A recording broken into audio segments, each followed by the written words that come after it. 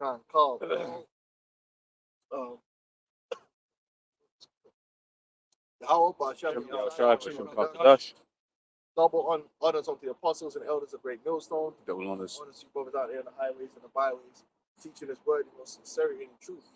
And we're back out here again to prophesy the word of the Most High, man. You know, the end of this kingdom and the beginning of the kingdom of our Lord Yahweh Shai, man. You know, to proclaim the coming of Yahweh Shai and tell our people to repent, man, for the kingdom of heaven is nigh. In fact, we could get that, right? Repent, for the kingdom of heaven is nigh. Now it's time to turn away from Babylon, to turn away from evil and wickedness, and turn to the Lord. Can we get that's in Ecclesiastes 12 as well. Keep the Lord while He may be found, man. Lord, you Jews are finding Islam doing all kind of foolishness. Here it is. We're at the end of the world. All the biblical prophecies are coming to pass, and the nigga taking the shahada. You man deserve destruction, bro.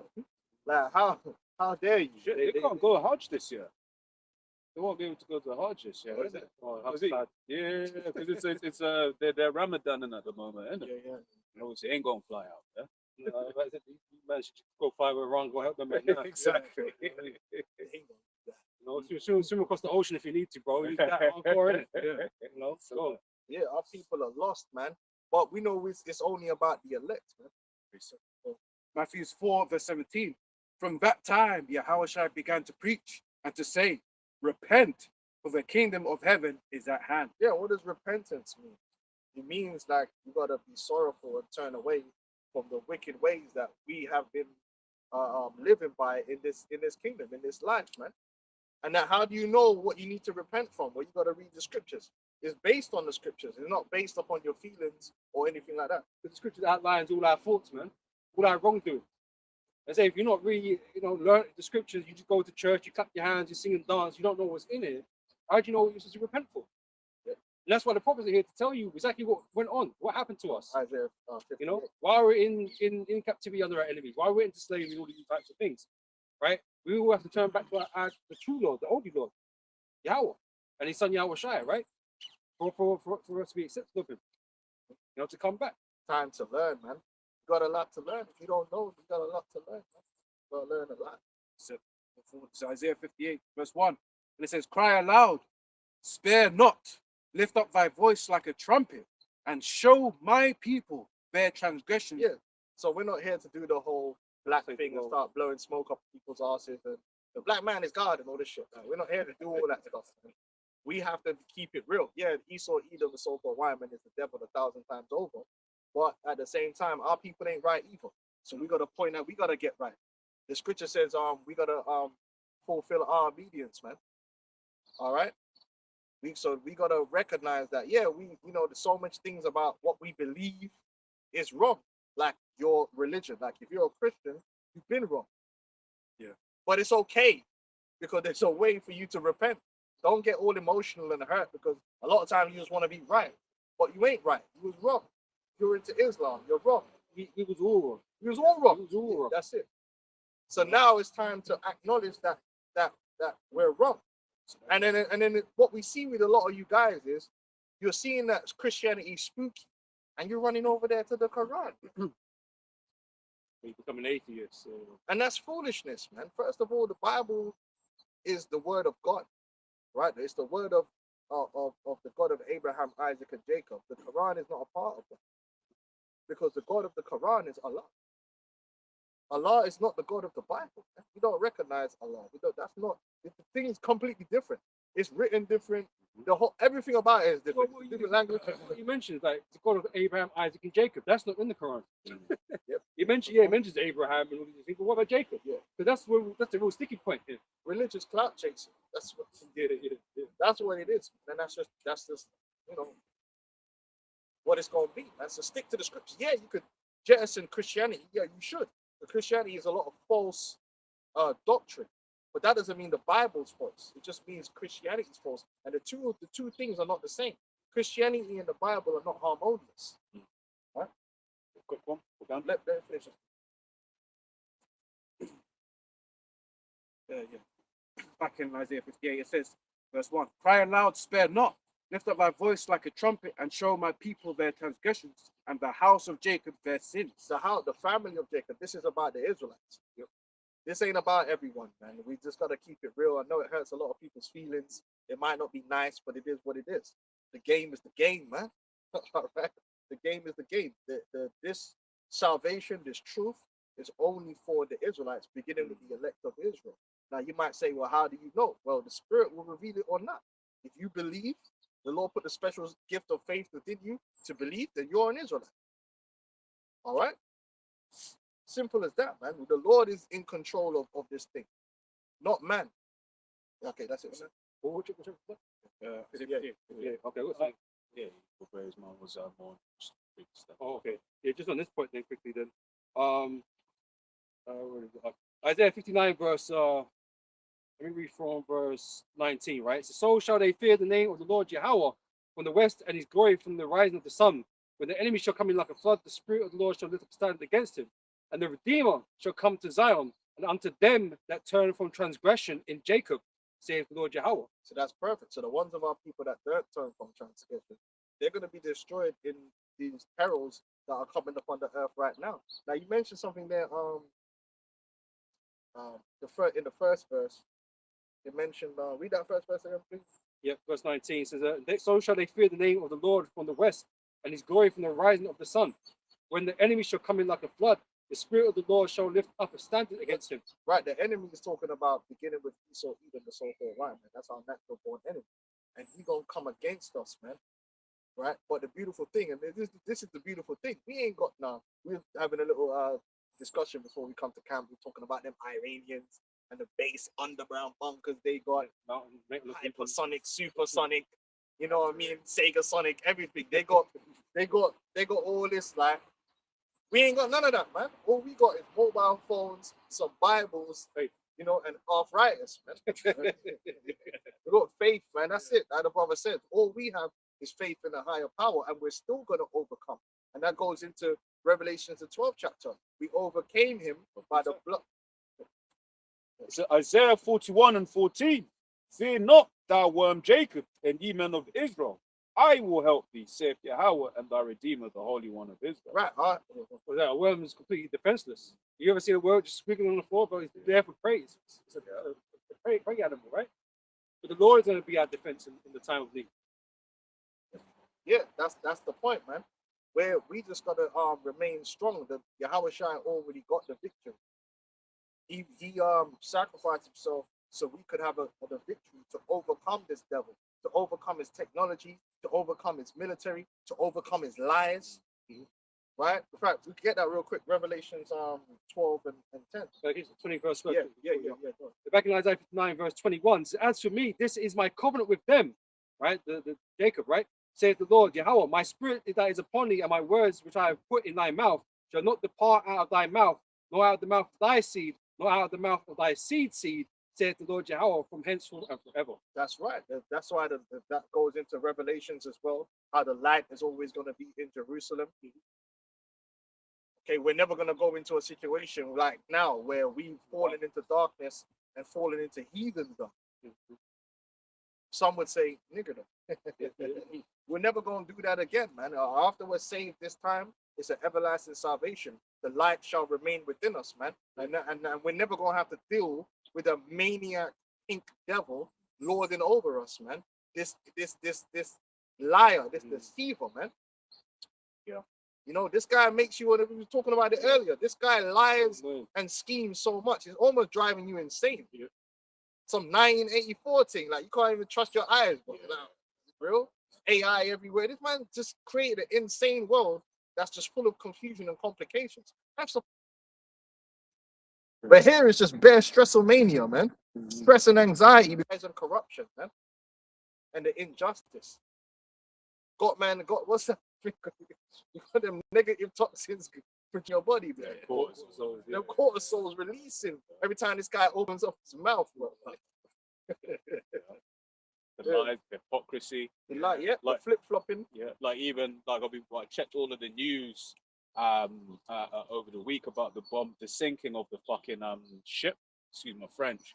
And it was like none of them mentioned that you can't do that. Like in his own law. He's like, you can't really just be sinking the ship and then not going to provide some kind of help to the down sailors. It's all unlawful. Listen, Even the one that comes from India. Yeah, they're aiming yeah, to come you're from meant to India. listen. You're meant to live in a world of order.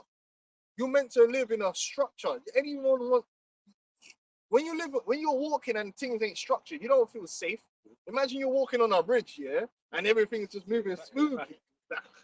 You ain't gonna feel safe. You want everything to be ordered. You get me? The ropes, everything is firm. So you know if I put my foot down here, it's gonna hold steady. And if I put my foot And down, maintained.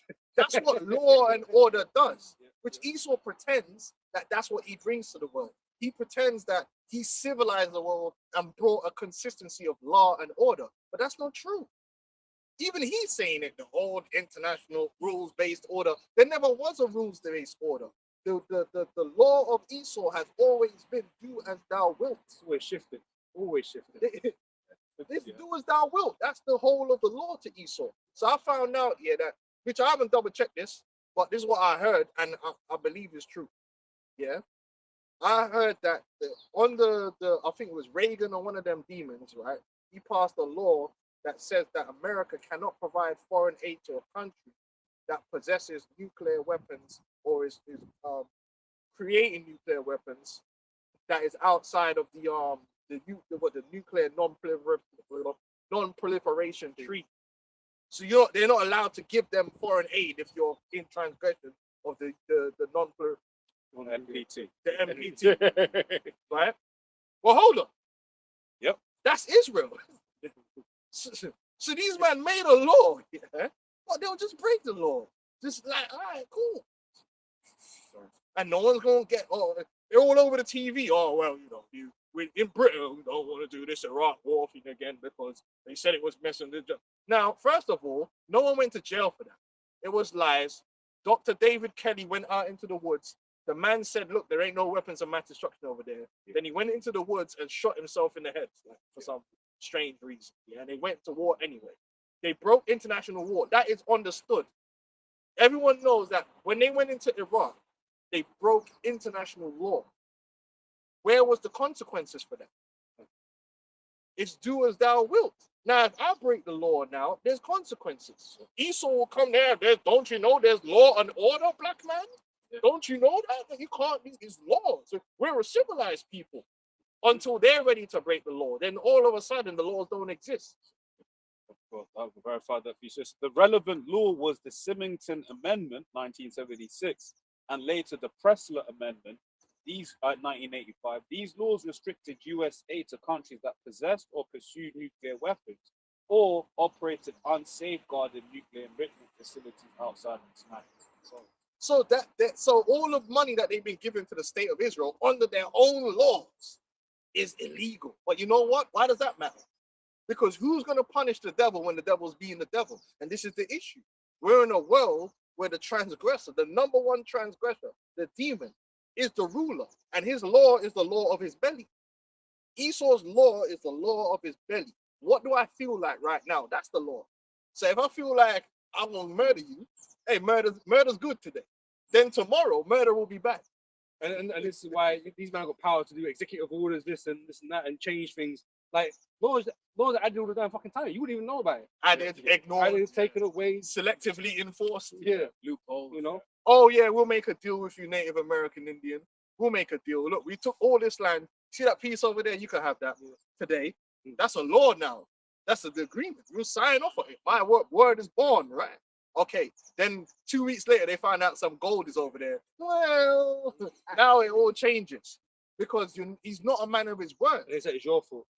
It's violated some way. Or you can't live in a world like that. Yeah. You're supposed to live in a world where a man's word is his bond.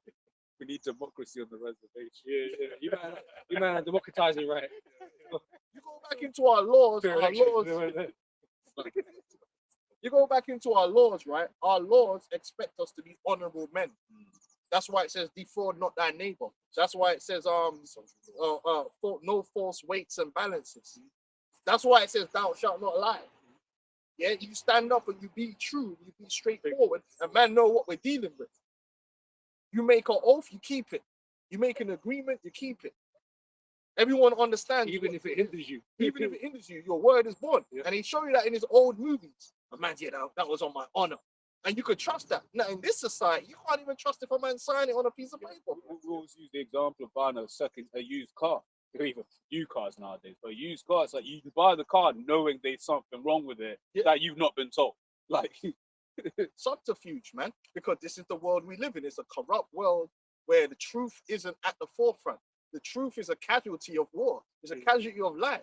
Esau don't give a damn about the truth. They'll cover up whatever they got to do. In fact, it's getting to the point they'll make the truth.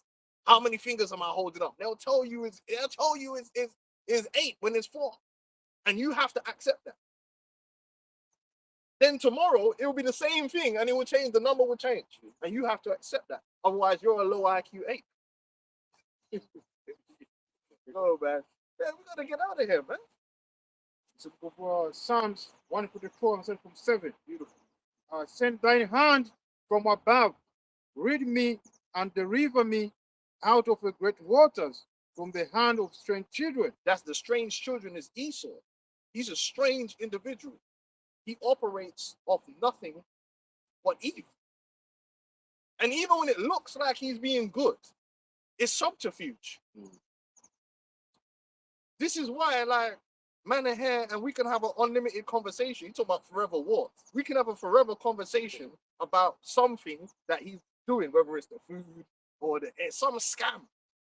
There's never ending of how he's scamming people or stealing or undermining.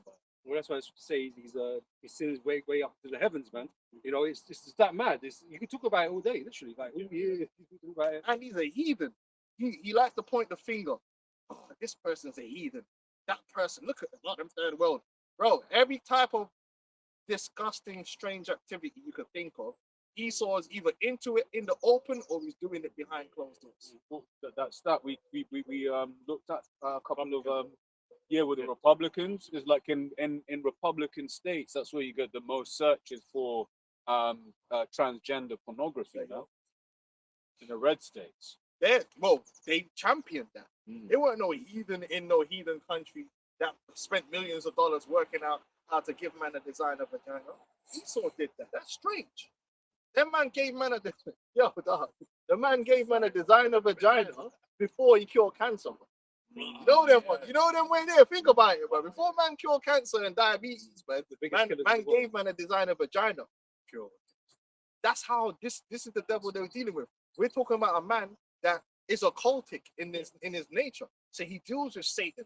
He deals with Obeah, but he'll make it look like, oh no, that's them Nigerians. Oh, that's them Haitians. Them Haitians are into voodoo. Little do you know that all their elites are into voodoo. They're the highest level of voodoo. Aleister Crowley was the most spooky. Even the man in Haiti is like, yo, that man have to bow down and worship Aleister Crowley. Because he's into the highest. He was into the highest level. Them man ain't eating feces, and them man say, yo, this man's moving crazy with the voodoo. Man was dealing with the voodoo so high that demonic entities from the ancient world was conversing. Man said that the god set came and had a personal conversation with him. That's the demons, bro.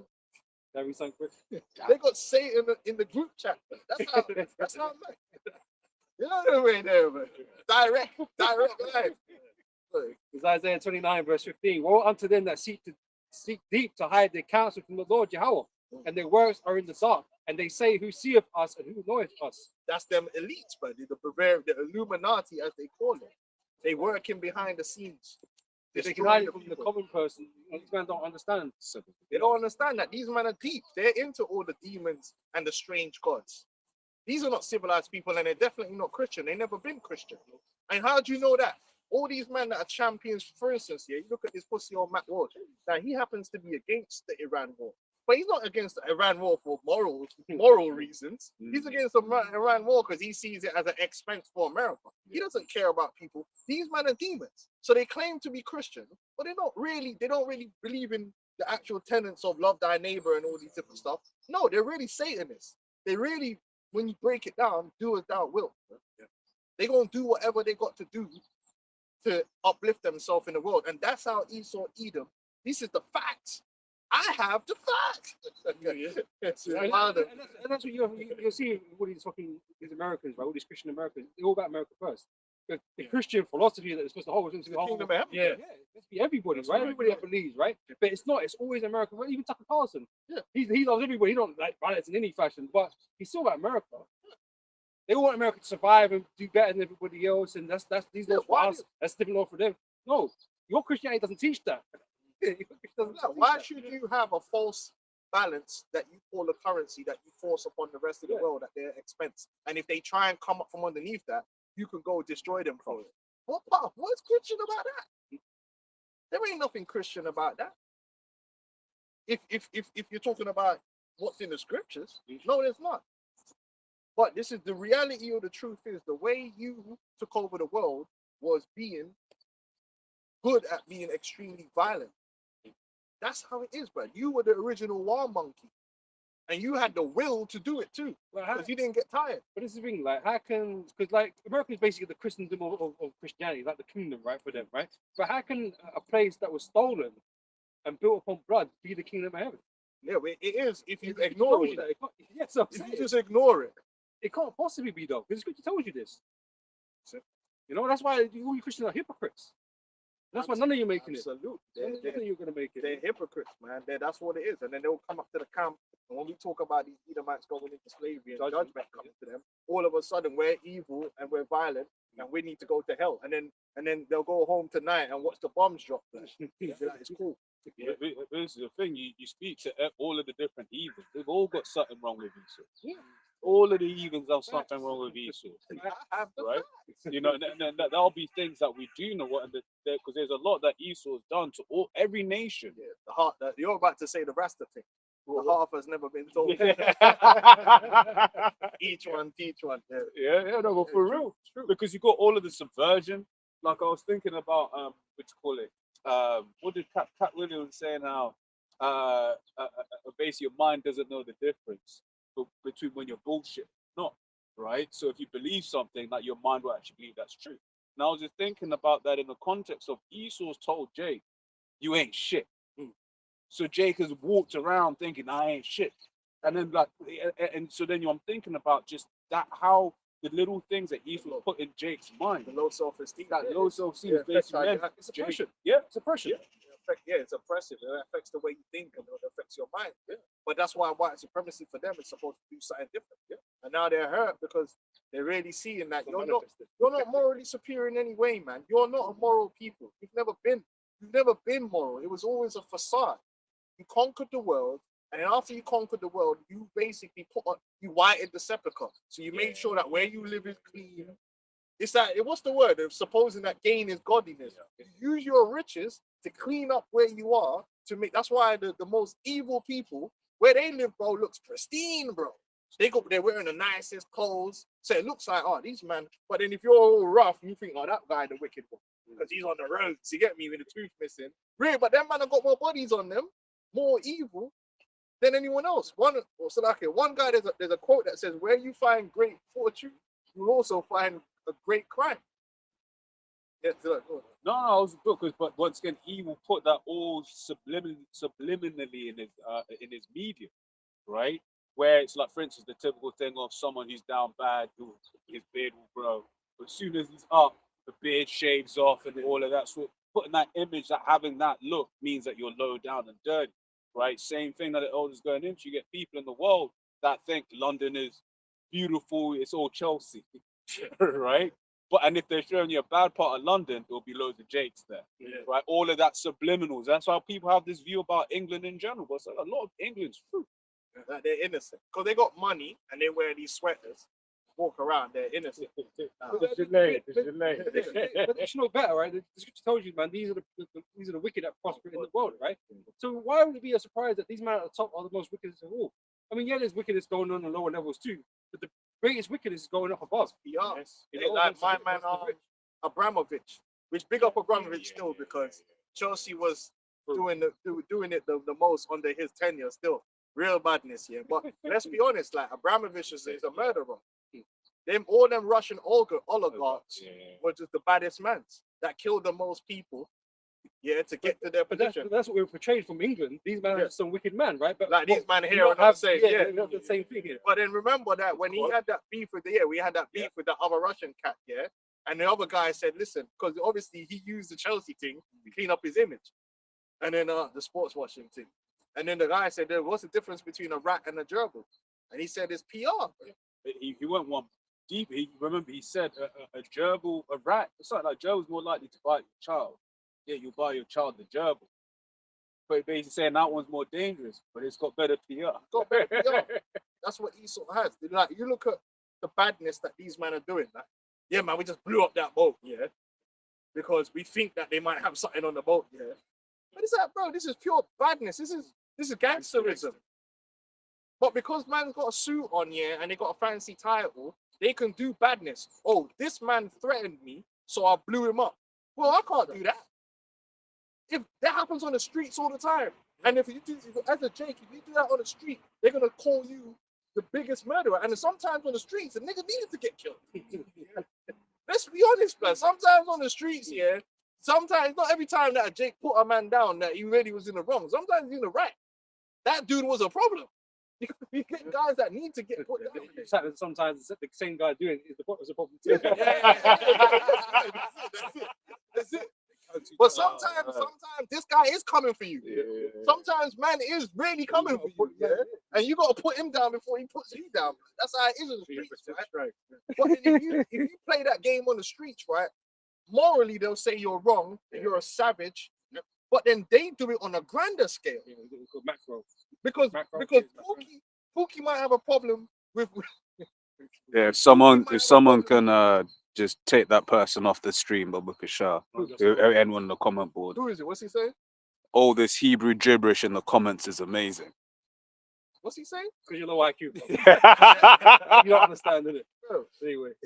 obviously I can't do it. yeah, someone was zapping. Yeah. What was I saying there, man? Sluts. Yeah, You're man bad in the to the street. Yeah. So say like you got Pookie over here, right? And he's got his corner. He's running his corner. And then there's a guy on another corner. He's got his corner, right? Now my man wants to go over there, take out his corner. So he goes over there, shut up the place. That man would say that's wicked. But a man can go Venezuela and shut up the place to take their oil, and that's cool. Or to go to Iraq and shut up the place. But it's worse. The Pookie's death and destruction is like insignificant compared to what these men are doing. Because Pookie might and spray up the building, and then one youth sleeping in a cot gets hit. He's the worst demon on the planet. Oh, see? Or Pookie will go, he knows he's got beef with them, man, and they're at the basketball court. Spray up the basketball court, one young youth gets clapped. Everyone's like, oh, man. You know what I'm saying? Like, oh, Pookie's a demon, man. He shot a child in the, you know, And he is. and he is. But remember, Esau will blow up a wedding to get her up. This Iran attack, he hit the school. Yeah, hit the school. The 150, 70 women and children, whatever. So pre this year, let's say he killed 150 children in that one instance. That's probably more children that's died in gang violence for the last 10 years. Let's talk about it. But because if you, I guarantee you, well, I can't guarantee it. But let's say we go and we look up children's deaths as a direct result of gang violence in a year. It'll probably be like two children got caught in a crossfire that year. You know what I'm saying? The numbers are going to be low because gang violence is not actually as deadly as what the media will make you think it is. Like in London, they'll make it look like, oh, like London is like hell. There's all these knife stabbings, and which there is, you know, a lot of knife stabbings, but it's 9 million people.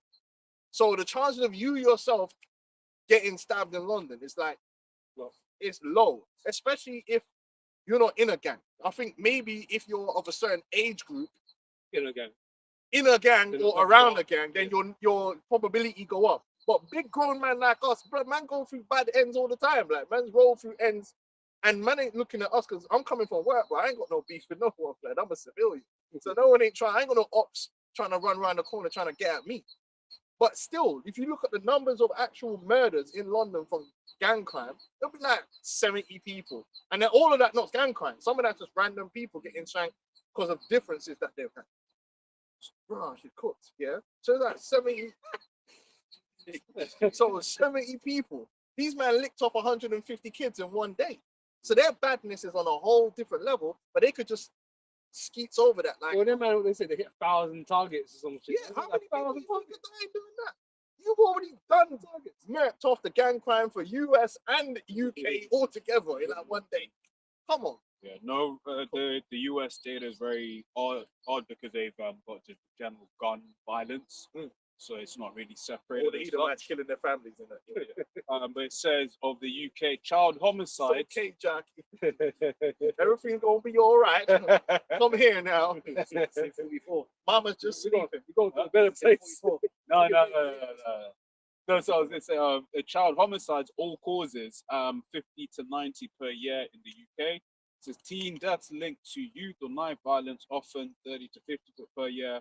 Very young children killed in gang violence, extremely uncommon. Uncommon. Yeah. So, and these were young little primary school youths, all in one go, 150 of them. Wow. And then Esau just gets to do that, and it's like, it's cool. Yeah, no, yeah, it is what it is. Yeah. Just drop the bomb. Now, let that be Jake. He just did a drive-by. He didn't mean to hit. Again, we're not we're not on the Pookie side. I'm just showing the hypocrisy. Pookie do a drive-by and hit a youth. The judge ain't trying to hear all that. I weren't aiming for him. Yeah. The judge ain't, you know, man, I was trying to get the op, and the op ran here, and the Mac 10 sprayed out the window. That happened. I remember there was a remember the famous one in Birmingham. He killed his sister at the club because he sprayed the Mac 10 out the window and jerked it, and it clapped. You know how Jake, man, Mac 10 with one hand.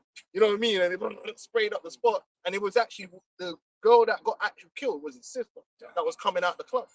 That happened in Brom. That man got time. Like, it was everyone in the car got bare time. But the point is, he couldn't come up and he couldn't make the excuse. I wasn't aiming for her. Them man ain't trying to hear all that. That's manslaughter. Or whatever other crimes you want to slap onto that, you're going down for time. But this is the thing, right? Because they talk about, oh, we're going to do the investigation for that kind of thing. They're talking about it in the news or whatever, right? But what is going to happen at the end of the investigation? Nothing. Whatever happens at the end of these investigations, nothing. Nothing. Yep. And once again, we know ultimately it was a sacrifice. Man. Yeah, they sacrificed them. That's what war's about. That's what war is for them. To make sacrifices. I was thinking it was just the other day, Iran had the burning of Baal Steg. The first thing these guys do is drop a bomb on children. Huh? Yeah, there you go. Because Esau's a demon. He's the highest level demon there is. And that's what we're watching on TV is high level gangsterism. And that's what we're saying, basically. Like, yeah, these men in the street are wicked and evil, but Esau is far worse. So he's a greater evil, a far greater evil. Yeah, industrial. Just that he can get away with it because he's in power. That's the difference. That's it. Who's going to prosecute? Who's going to prosecute Tony Blair? That's why he's still walking around on the streets. Yeah. Tony Blair, man, he's responsible for 1 million dead Iraqis. Who's going, you know what I mean? Yep. Psalms 140 from the top. Deliver me, O Yahweh, from the evil man. Preserve me from the violent man, which imagine mischiefs in their heart. Continually are they gathered together for war. Continually. War. That's what Esau is all about. Look at the money he spends. Look at the money he spends on warfare. All right? That's why we need deliverance. Our world ain't going to be filled with death and war. Esau, he loves death and war. He benefits from it. He loves chaos. He's a chaos demon. He don't want peace. He wants war. He loves the fires burning. He's going to say war is in his heart. That's why war is what he going to get. Because Yeah. Yahweh Shai is going to show him about real war. Because you have an evil covetousness, man. Yahweh Shai going to show him about real warfare. The real war. You're going to find out about the real war. Yeah, because the Bible says that our God is a man of war. God of war. King of terrors too. So you're going to find out. Because that's what he's doing. When he's dropping them bombs over there on Tehran, what he's actually doing is terrorism. But they say it in a different kind of way. So if you look at the definition of terrorism, right? The definition of terrorism is that you're doing, you're inciting fear to affect political change, right? So when you're dropping bombs on people, it's a terror. You're there at night and you got your kids in the room and you don't know whether the next bomb is gonna blow you up. Yeah. So there's a bare stressomania, anxiety through the roof, cortisol. Well, the same with the sanctions and that kind of stuff. They're putting pressure on the people. It's terror. Yeah. So when they're dropping, they know that the bases, the actual military bases that Iran have, are not in Tehran. Tehran is a city where mans drink coffee and eat shawarma. But they're not. It's not a military zone, right? So why are they bombing these extremely populated areas? Because the whole point is to terrify the people so that they just want it to end. So their hope is that the people get so terrified, they like go to their lead. It's like a siege, and they put pressure on them like, nah, this has to end, blood. Man are getting killed out here. Yeah. That's why they're bombing the cities. And they're telling you that. They're saying that, oh yeah, we hope that the people Iran would take back their country. Yeah, so what you're saying is, listen, we're gonna terrorize your blood clot, yeah. So who you want to see you kick your leaders out? You're a terrorist.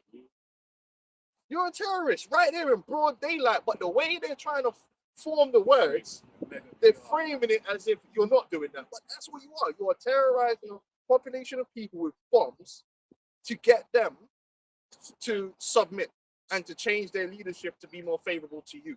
That's terrorism 101. These are the facts. I got the facts. Revelation, I don't believe because I'm a black man.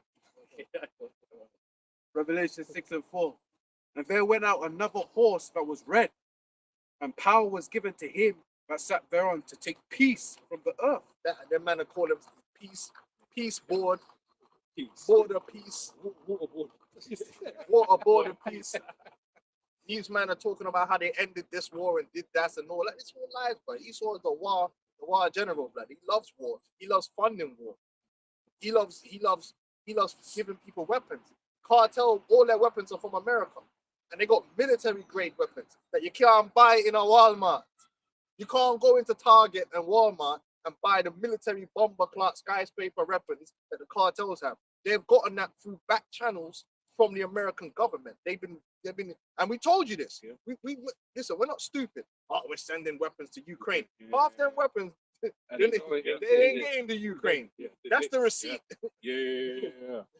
Because they've come out and said it. Well, what happened when they sent them ammunition in the Middle East somewhere and ISIS got them? Yeah. They just sat there for them. When they left Afghanistan, They left all when their they left weapons Afghanistan, they left everything there. there. Yeah, they got paid. Convenient. You know? Paid in the back channels, man. Esau's the war general, man.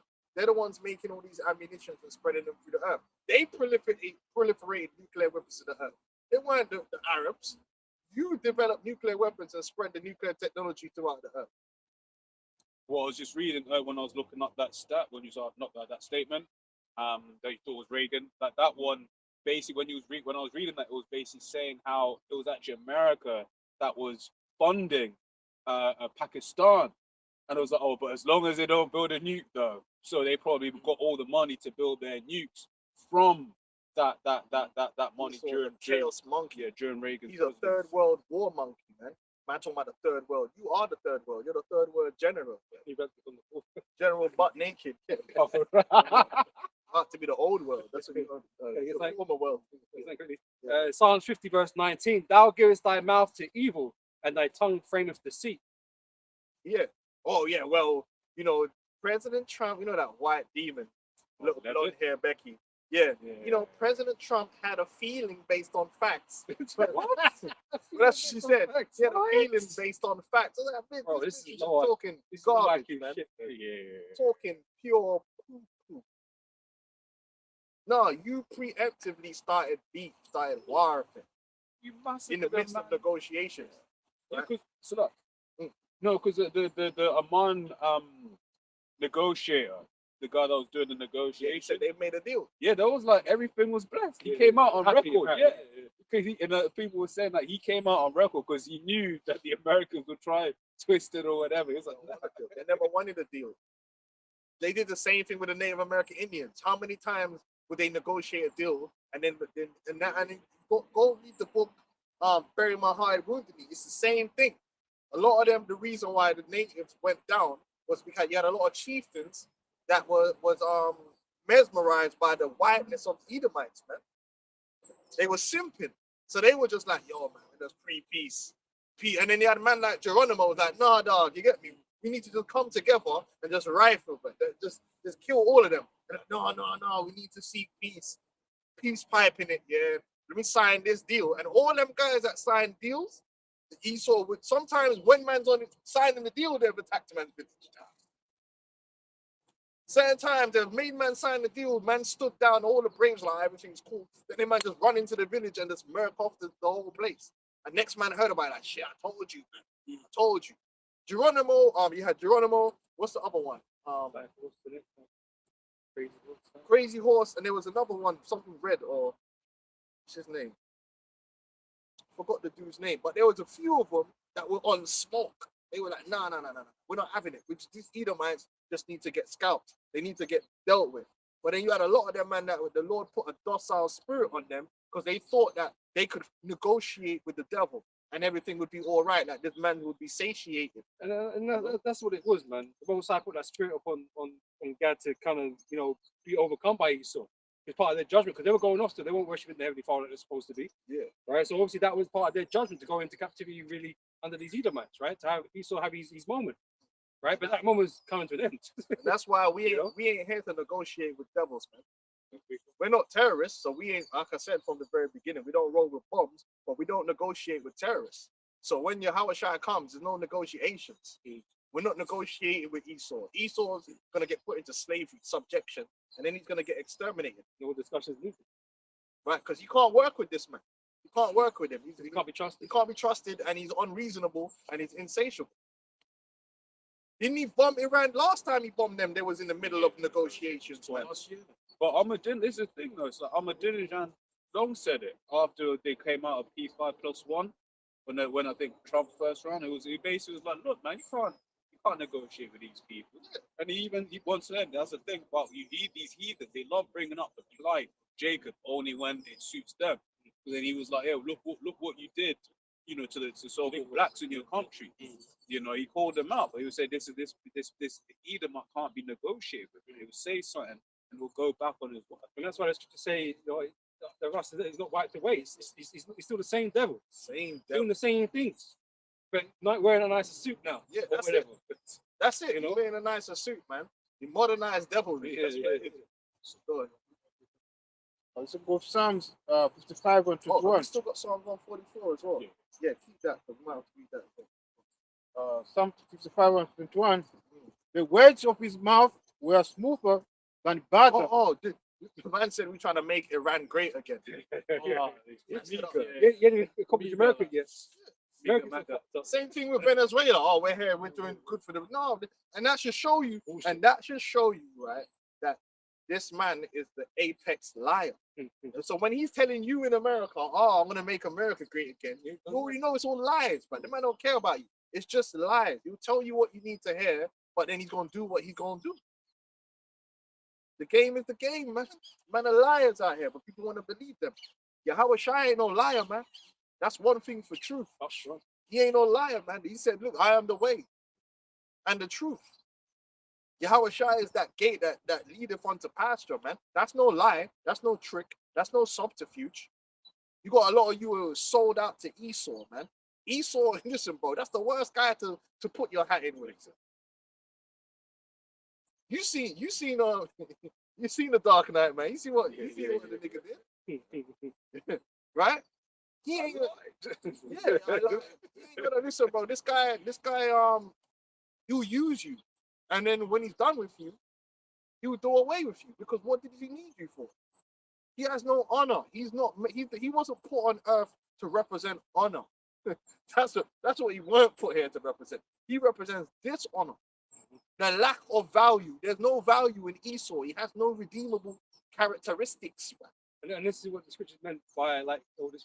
Like there'll be two manner of people in our root. Yep. Jacob and Esau are fun to be two different ends of the spectrum.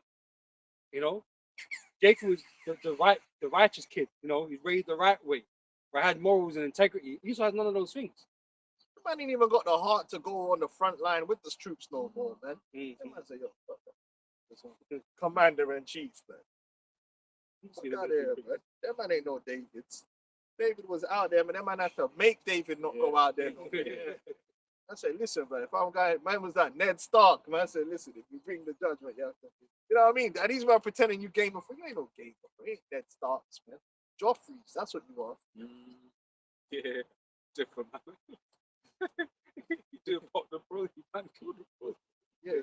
Well, it's true because the FC I didn't do no kind of damage. You know what I mean? You know, doing their thing and then killing them and doing all that Everyone- shit. it's all about- Come on, man. Bro, they don't need to distract from the fucking Epstein files. They told you, listen, Esau just told you, listen, I'm gonna show you these Epstein files. I'm gonna show you them bit by bit as well. So you're gonna get hyped now, then it's gonna die down, and you're gonna get hyped now. What I'm doing is psychologically breaking you down. That's the whole purpose of why 1 minute he's telling you it's fake, 1 minute he's telling you it's real. Because he's messing with your mind. It's mind games. Why do you think they didn't just bring it all out in one go? No, they're gonna play mind games with you, get you energy excited. It becomes normalized even talking about it. Now your anger and your frustration is spread out over time. But not only that, you're now demoralized about it. And man came out, he said, listen, there's nothing in the files that warrants any further investigation. So he already told you, man, what you needed to know. That read it, and ain't a damn thing you could do about it. In fact, look, here's some more. Oh, don't worry, in a month we'll give you some more, and you can read through that, and you can read about the pantyhoses and all that. And guess what? Just the what they call it, DOJ has already said there ain't nothing there to investigate. Oh! Listen, if they see you doing anything spooky in your car late at night, they're gonna be something to investigate. If you do something spooky, we need to see what you doing in there, boy. But wait, ain't they? Because weren't they taken? Yeah, we all know it's bullshit. It's bullshit. What they're releasing in the files, a lot of it is open to interpretation. In the way of a lot of it is incriminating, plausible deniability. Like, they said pizza.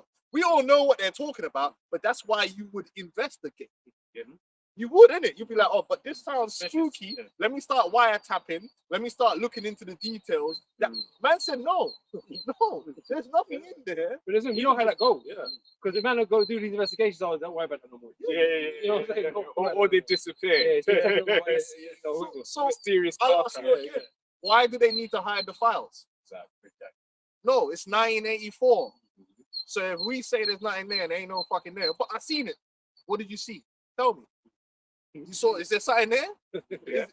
Are the Epstein files? The Epstein files in the room with us now?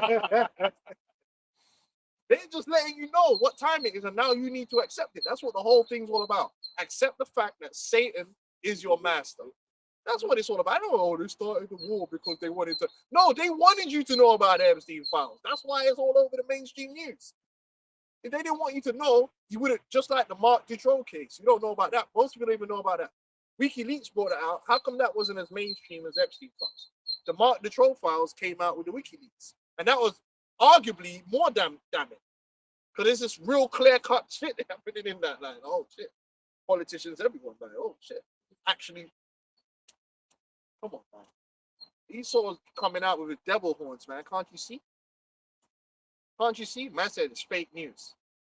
He trolled, man. And said, I don't need your vote. He tell man, I don't need your vote no more. If you believe the Epstein files is real, I don't need you. Man, he was treating these guys like how a pimp treats a whore. Just pure psychological fucking manipulation, man. Oh boy, mind games. We told you from day one, ain't nothing gonna come from that shit. But war was in his heart.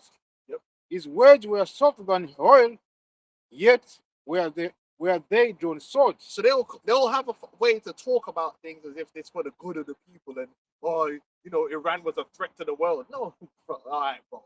Yeah, Iran's gonna attack America. It's a come on. They're going to attack America yet. And they're under attack. I remember one time, one guy told me he actually believed that Afghanistan was planning to invade the UK. And I said, brother, them man are goat herders, bro. Most of them man did not even know that America said they went to the moon. Yeah. These men are living in a world that is so far removed, from what you think. Yeah. That if you think they are traveling to the fucking UK to launch a war, then you're just insane. On what boat? Yeah. What was they gonna walk there? What they're gonna build something? They're gonna see the Afghanistanis. Yeah. No, what were they gonna do? Walk from Afghanistan, like? I hired some Vikings to make it a long boat. But But the propaganda, that's how they made it feel. Just like with Iraq, they made it look like Saddam was going to launch, for some strange reason, randomly was just going to launch missiles on the UK. Why? But this is the thing. Then they just can't even protect themselves. Yeah. How are they going to go attack another Yeah, big why? ass nation like Yeah. America Why would you do that? fighting military? Like, why does that make any sense? But they no, Oh, it's 'cause they're asymmetric insane. warfare. No, it's because they're insane. Oh, You right. know, like that guy from North Korea, he's insane. Yeah. He's got the finger on the trigger. What, okay, but then why has he not done anything? Yeah. If he's so unhinged and insane, It should be unpredictable, you right? exactly. Yeah, But it's he's not. very predictable. Man's just getting his dick sucked in his mansion and just running his country. But Esau's like pushing out these propagandas, and it's like it don't even make no sense. Afghanistan's gonna invade the UK. What? No, what it means is that we're going to set up a terrorist cell. Because these ISIS and these are just proxy armies of America. And the They also terrorist fight wars attacks in the don't Middle even East make and stuff. sense. It's doing the Yeah. terrorist that makes it worse for you. So you know who's really doing the terrorist attack. Exactly. I always thought it was stupid. Like, why? And then the fact that you're trying to get on a plane, just blow up the airport. Like, it's a lot more easier. Like, if you were actually doing like guerrilla warfare, you do the easiest, simplest thing. You don't do the hardest thing. I got to go in the airport. I got to go through check-in. I got to do all this shit just to get on the plane. When I could just blow up the front of the airport, like, and I'll still do damage. Yeah. That was how, that sounds stupid to me. But now I got to get flipping naked. I got man cupping my balls and shit, like, for what reason? Man's feeding up your woman's titties, man, because someone can put a bomb on the plane. This is ridiculous. Like, why would they put the bomb on the plane? They just blow it up right here in the fucking concierge. Shut the airport down. It's done. Yeah, that's what we've been seeing with this With war. Dubai, just shut the airport down. That will bring fear. That will bring more fear than that bullshit on an airplane. Then they make all the films about hostage taking on the airplane. It's like it's a viable option. Like, use your brain. How is this viable? When It's long. does it happen? Come on. I mean, 'cause I know 9/11. yeah, I know that's about 9/11. But But before that's that, what's spooky anyway. Because it's stupid. It's stupid. It's dumb. Just get a fucking truck, fill it up with something from fucking what's it called? It horse manure or whatever the shit they use, yeah? And just drive it into something, blood. It's not difficult. Low cost, highly efficient. That's how real guerrilla peak warfare happens, man. You don't pick the hardest thing to do. You know, the thing with the highest risk. Like, what are we doing here? A bunch of goat herders, man. Let's be honest, bro. That man wasn't doing nothing, but Esau spread that propaganda out there because he has to be the victim to falsely justify, oh, I'm going over there to save the women. The first thing he did was kill a whole bunch of girls. Yeah. Which the thing is, and it goes to show, it's like the way he will portray different places, right? Where it's like Iranian women are some of the most highly educated women in the world. Yeah. You can see them on the TV. talking. Yeah, we're cutting these journalists. You know? And they don't all, but with the Esau, but the way Esau makes, and that's another thing, the way Esau makes the world look is that anywhere that has any form of patriarchy, the women are just like, First time, They're forcing you to wear hijab. and they're just dying. Yeah. They're just dying, bro. You know what I mean? Really, because in the West, that's where they're dying. That's where they're depressed. That's where they're getting trafficked into porn. That's where all these women are getting trafficked to the West, bro. Yeah. From Ukraine and all that, they're getting trafficked into the West, bro. You know what I mean? Bro, this is insane.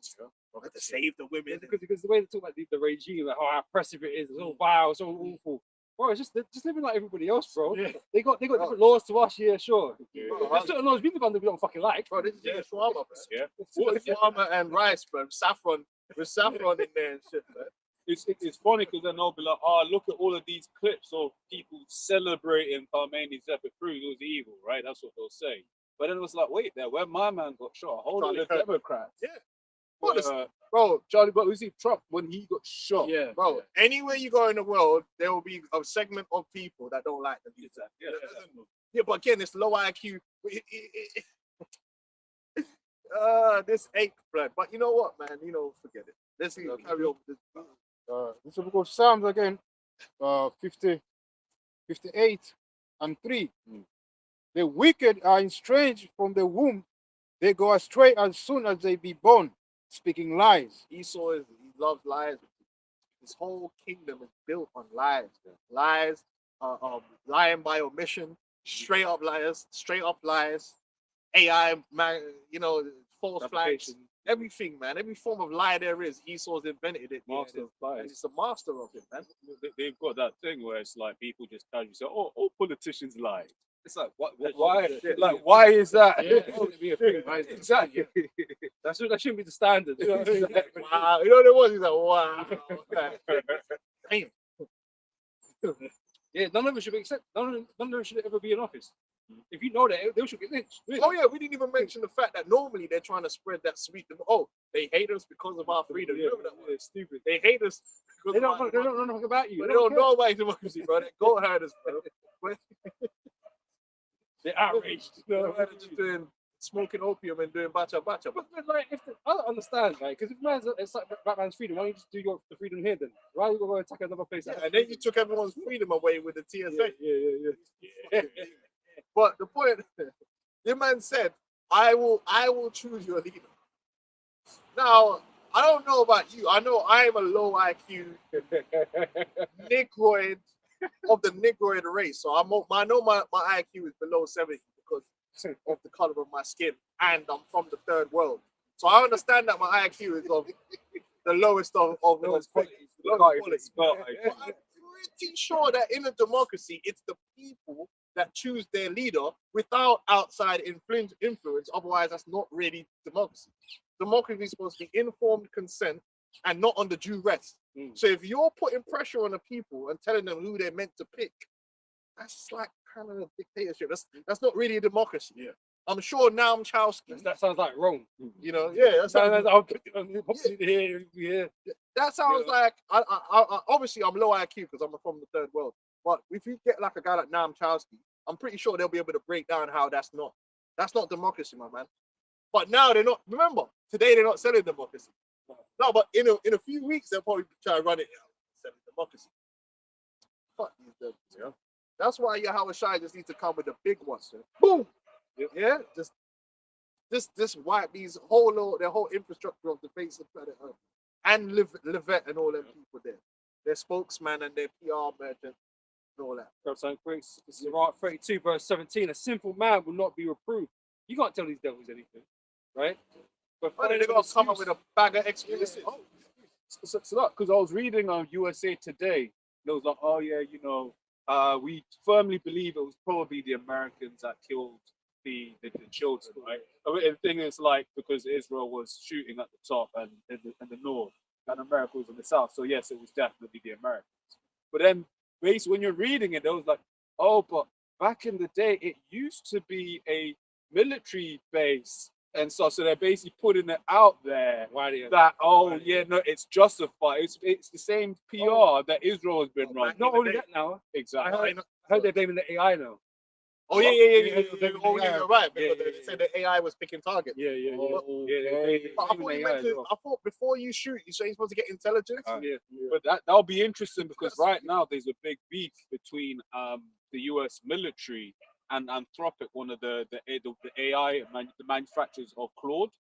And then they're basically being like, yo, we're gonna go with Claude. Anthropic is saying you're not using our AI for your stuff.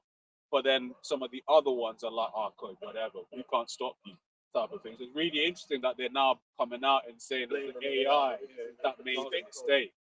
That's in. But ain't you supposed to use intelligence before you start bombing things? Yeah. Surely. The AI is smart, isn't it? So But that's what different L's everyone has said is like that place Gaza has always been a testing ground. Yeah, Because Palantir.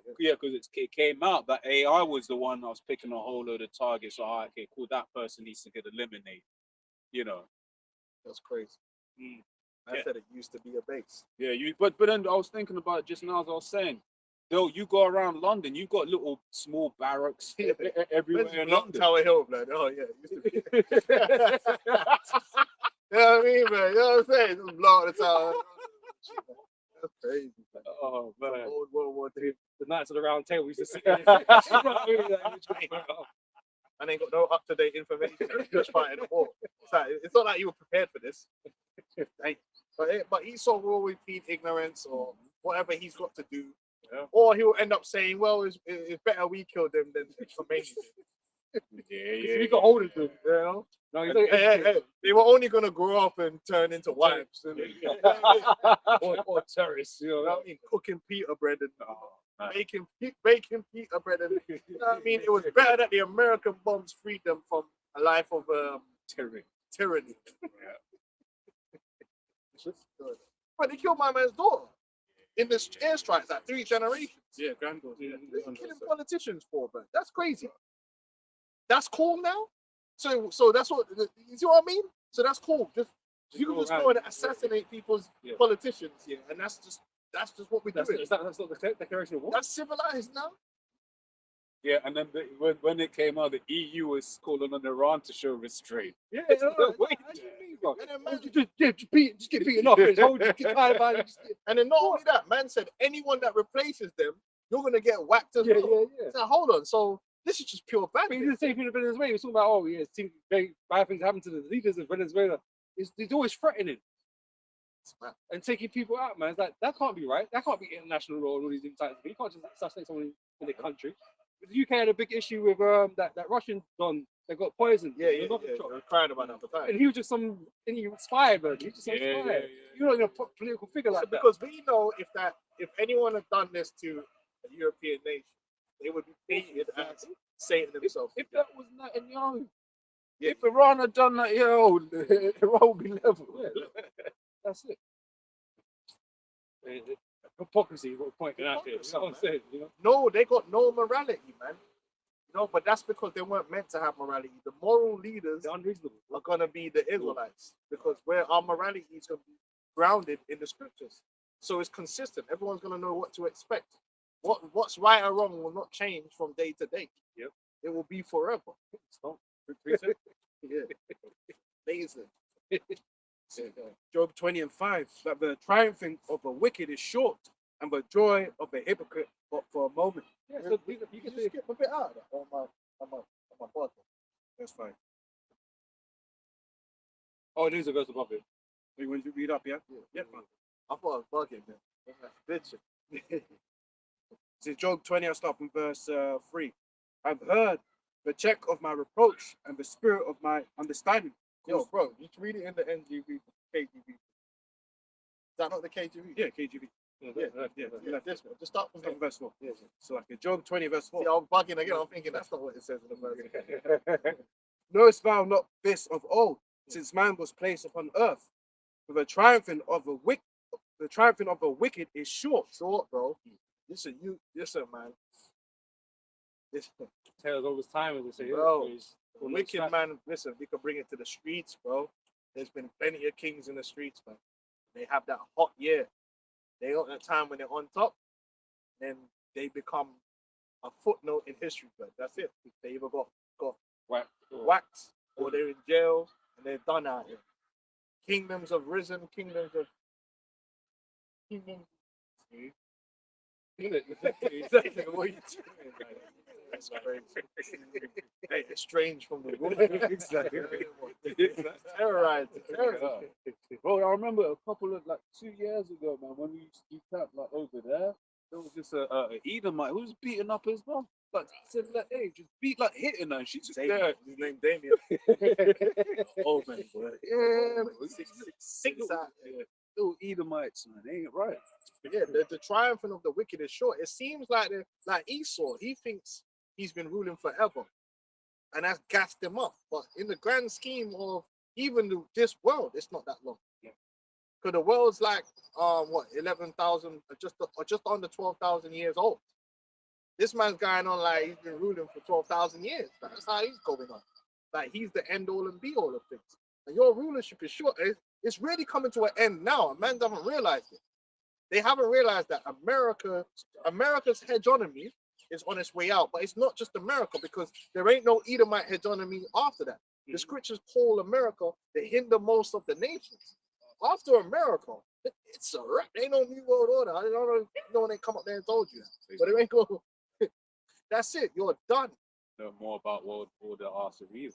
Now you're going to be, which is spooky. And I'm not even going to lie to you. It's spooky. Now you're going to be under the authority of the men of the Lord. And we hate you. Lord willing, we're of that men. You're back judgment. We hate you, man. And there's nothing more spooky than a man that hates you being in authority over you. Because we're not going to afford you no discretion, Mercy. no mercy, no discretion. You about to go through it. Grab something.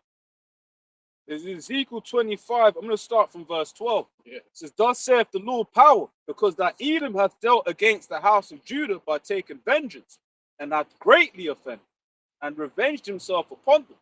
Therefore, thus saith the Lord power, I will also stretch out my hand upon Edom, and will cut off man and beast from it, and I'll make it desolate from Teman, and there of Dedan shall fall by the sword. That's going to manifest on America. And ultimately, the Lord is going to destroy America with holy fire and nuclear fire. All 3,000 square miles. Kaboom. It says, and I will lay my vengeance upon Edom by the hand of my people Israel, and they shall do in Edom according to mine anger and according to my fury, and they shall know my vengeance, saith the Lord. So it's just bare beatings and discomfort, man. That's what you're about to get. Bare beatings and discomfort, no chiropractor. It's going to be bad. Back pain, everything. Every type of pain, joint pain, back pain, headaches. You know, I was just thinking, you know how Eve will try to have like a super soldier program, turn off certain emotions so that they can do stuff. The Lord is going to do that to us, man, right? Because there are certain things in the kingdom, right, in terms of judgment, that on this side, look, you can't really imagine like. Get used to it. But I was saying, the Lord is going, you know. Yeah, we ain't going to give a damn. We ain't going to have no empathy. And you know what? Every day that you mess with us, that's really what's happening. They ain't no empathy for you, devil. Even your children, look at them little devils, man. Devils, man. Because they be fucking with my children. But this is what the scriptures say, right? Because you showed us no mercy, you showed us no pity, no nothing, right? You ain't gonna receive that. You're gonna want it just like we wanted it. We desperately fucking wanted it, man, for sure. But now the roles are gonna reverse and change in our favor. And you ain't gonna be able to grandstand and hide behind authority because you ain't gonna have no authority. Yeah, In the kingdom of heaven, you ain't gonna have no. You're gonna be like a I don't even know what to say, but exposed. You're gonna be exposed, vulnerable. You're gonna be vulnerable, man. You're gonna go from standing up there like system. you got no system, No no nothing. infrastructure, no No nothing mighty behind men, you. nothing. No white supremacy, no nothing. Just pure like vulnerability and pits. And it's gonna be a sad one. And it's really happening now. You like your best time. You peaked already. Now you're actually going down, and this thing could happen like by next year. You could be in them pits, boy. Because you say late Esau bear. Yeah, you're just gonna be open, bro, exposed. Exposed, bro. Exposed. I got something quick. Because we're gonna have the same authority you have now, where you could just say shit and it gets done, but we're gonna do it in righteousness. We're not gonna do evil in terms of what is against the will of Yahweh Hashem Yahushai. But when we say to a man, take this guy's arms off here, your arms are coming off, bro. Yeah. Expeditiously. And the Lord's going to allow us to see each individual crime that these Edomites have done, So we could punish adequately. yeah, you know, because it's because it's like there are a lot of Edomites, man, that have just done madness and have just seemingly skated away into obscurity. That's You know, what they the crime, the punishment has to fit the crime. And this is why the Most High has allowed you to do so much wickedness, because the judgment the Lord's bringing upon America against these Edomites is so fucking great, so grand, right? It's beyond anything that the world's ever seen, right? Because the punishment has to fit the crime. The Lord is about balance, right? So when when you're in a court, or when you're in front of us now to receive judgment, it's gonna fit. Everything's gonna be justified. It reminds me of a Stars P lyric when he was like, "Give a fuck, you should chill, nigga." Chilled, man. He was doing the most. Like now you have to pay for it, man. So it's gonna be completely justified. The judgment we're gonna bring upon you, as crazy as it's gonna be, as evil as it's gonna sound. It's gonna be completely just. There's no complaining. Well, not you. You're fake victim. You're fake victim playing, man. The Lord said to us, why are we complaining? After all the things that we've done, we went into the hands of our enemies. Why are we complaining? You know what we did. You know. It's like, you know, the precept, you know, when someone first comes into this thing, right, Lord brings someone into this thing, rather, right? Come across it, Psalms 137, that's that little ones against the stones, right? First, like, oh, sounds sensational, bro. It sounds crazy. And then you watch that. What's that? I've got it indoors, man. That slave movie. I know what you're talking about. The one where Is it Hey, Hey, Jingle? No. It's like a green box. It's like a green box. But yeah, the dude, just runs up in the house, just slams the baby against the wall. And it's crazy, bro. But That's what you do. that's out the scriptures, bro. feeding people, Yeah. our people to Exactly. dogs, man. When you start like really looking at the things Esau did, that's why one thing I got to say I really liked about Django and the way that they told that story, because certain of the slave movies were a lot of people would watch it and it'll tense up and it wouldn't hit them. What I liked about Django is it will be like humorous, and then some real shit would happen. Yeah, like the scene with the slave that was running, Yeah, and the man fed him to the dogs. Yeah, like that. You cut straight in, so it's like kind of would catch people off guard, because that's the problem with people in this world, man. As soon as things get serious, they shut up. They don't want to deal with it. Yeah. With a lot of our people as well. It was a lot of our people that were saying, why do they keep making slave movies? But the Lord's got to rouse up somewhere to remind you of these things, that Esau's the devil. They're gonna get some fresh killing now. Yeah. I was up. Can I just read the script? Yeah. It's in James chapter 2, verse 13. But he shall have judgment without mercy, that have showed no mercy, and mercy rejoiceth against judgment. Right? So that's the sort of position we're going to be in, man. You're not going to have no mercy because you're going to be facing judgment. When judgment comes, how can you have mercy in a time of judgment? All the law has to be executed. Wherever the judgment is, has to be done. Right? That's the wrong time. That's the law gives you time to repent. Right? If you're actually, remorseful and that, then you repent, right? He still don't repent. He can't repent. He doubled down. He doubled down because he's supposed to. He's the devil. He's the wicked. Because he can't repent, so he might as well. Right? But when the judgment comes now, what can be said? What can be said? It's done. This is the book of Baruch 4 and myself from 30. Take a good heart, O Jerusalem, for he that gave thee that name will comfort thee. Comfort Israel. Right? The sons of Jacob. Yep. Miserable are they that afflicted thee, and rejoice at thy fall. Miserable are the cities which thy children served. Miserable is she that received thy sons. So that really represents the entire earth, because our people are scattered throughout even in Iran. Right now in Iran, you're gonna have Jake in Iran catching hell under the curses, and they're gonna look like they're gonna look Iranian. Because our people are scattered throughout the four corners of the earth. So our people have been swallowed up among all the heathen and have suffered there. Yep. So all these nations, they have to suffer too. That's why they're getting bombed up and destroyed too. Yep. Because I was going to say this, man, because we're the Lord's treasure, right?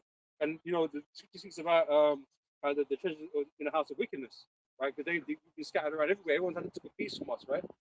So we're like a curse unto them because they still have us in their possession. So John's going to come upon all of them. When you're saying, I was thinking about when the Canaanites took the Ark of the Covenant. They started getting hemorrhoids and all of that sort of stuff. Yeah. So we're like a curse unto them for doing what they did unto us. Because really, they should have let us go. But the Bible said the wicked is snared by the workings of his own hand. That's it. They ain't got no one to blame. So the Bible said, "What thou shouldest not have." Yeah. It's only bad news for you. You did it, man. You did it boldly and proudly. And guess what? A lot of you are still being like Matt Walsh did that documentary and tried to double down. Oh, it was better. It was better that you came to America and all this stuff. Man. Oh yeah, you're right. We weren't better for you. That's what I do know. Because we're going to tell you how great it is, though, in the kingdom. This slavery's great for you. It's great for your character. Yeah. We're teaching you mental toughness. Make Edomites work again. The brothers still gonna want rum, so we was sending over to the islands anyway. Oh, get that man chopping sugar cane. Yeah, no, but bro, it's like when you look at a lot of the rum houses, right? All of the estates, all of the big names, all Edomites. Yeah. Captain Morgan, Appleton Estate. We love it. You know what I mean? Yeah, we're gonna have them look. Edomites can still sail the seas. Yeah, we're gonna put them over there, man, over there, man. Just cutting sugarcane in the heat. Man, love rum, especially Benjamin. Yeah. Hey, Benjamin loved the rum too much. You know them ones, but too much alcoholism. So we drink it moderately. You know what I mean? But we love it still. Because I want to say, for and she rejoiced at thy ruin, and was glad of thy fall. So shall she be grieved for her own desolation. There you go. And that's what the book of Obadiah is about. When you go into that. They go.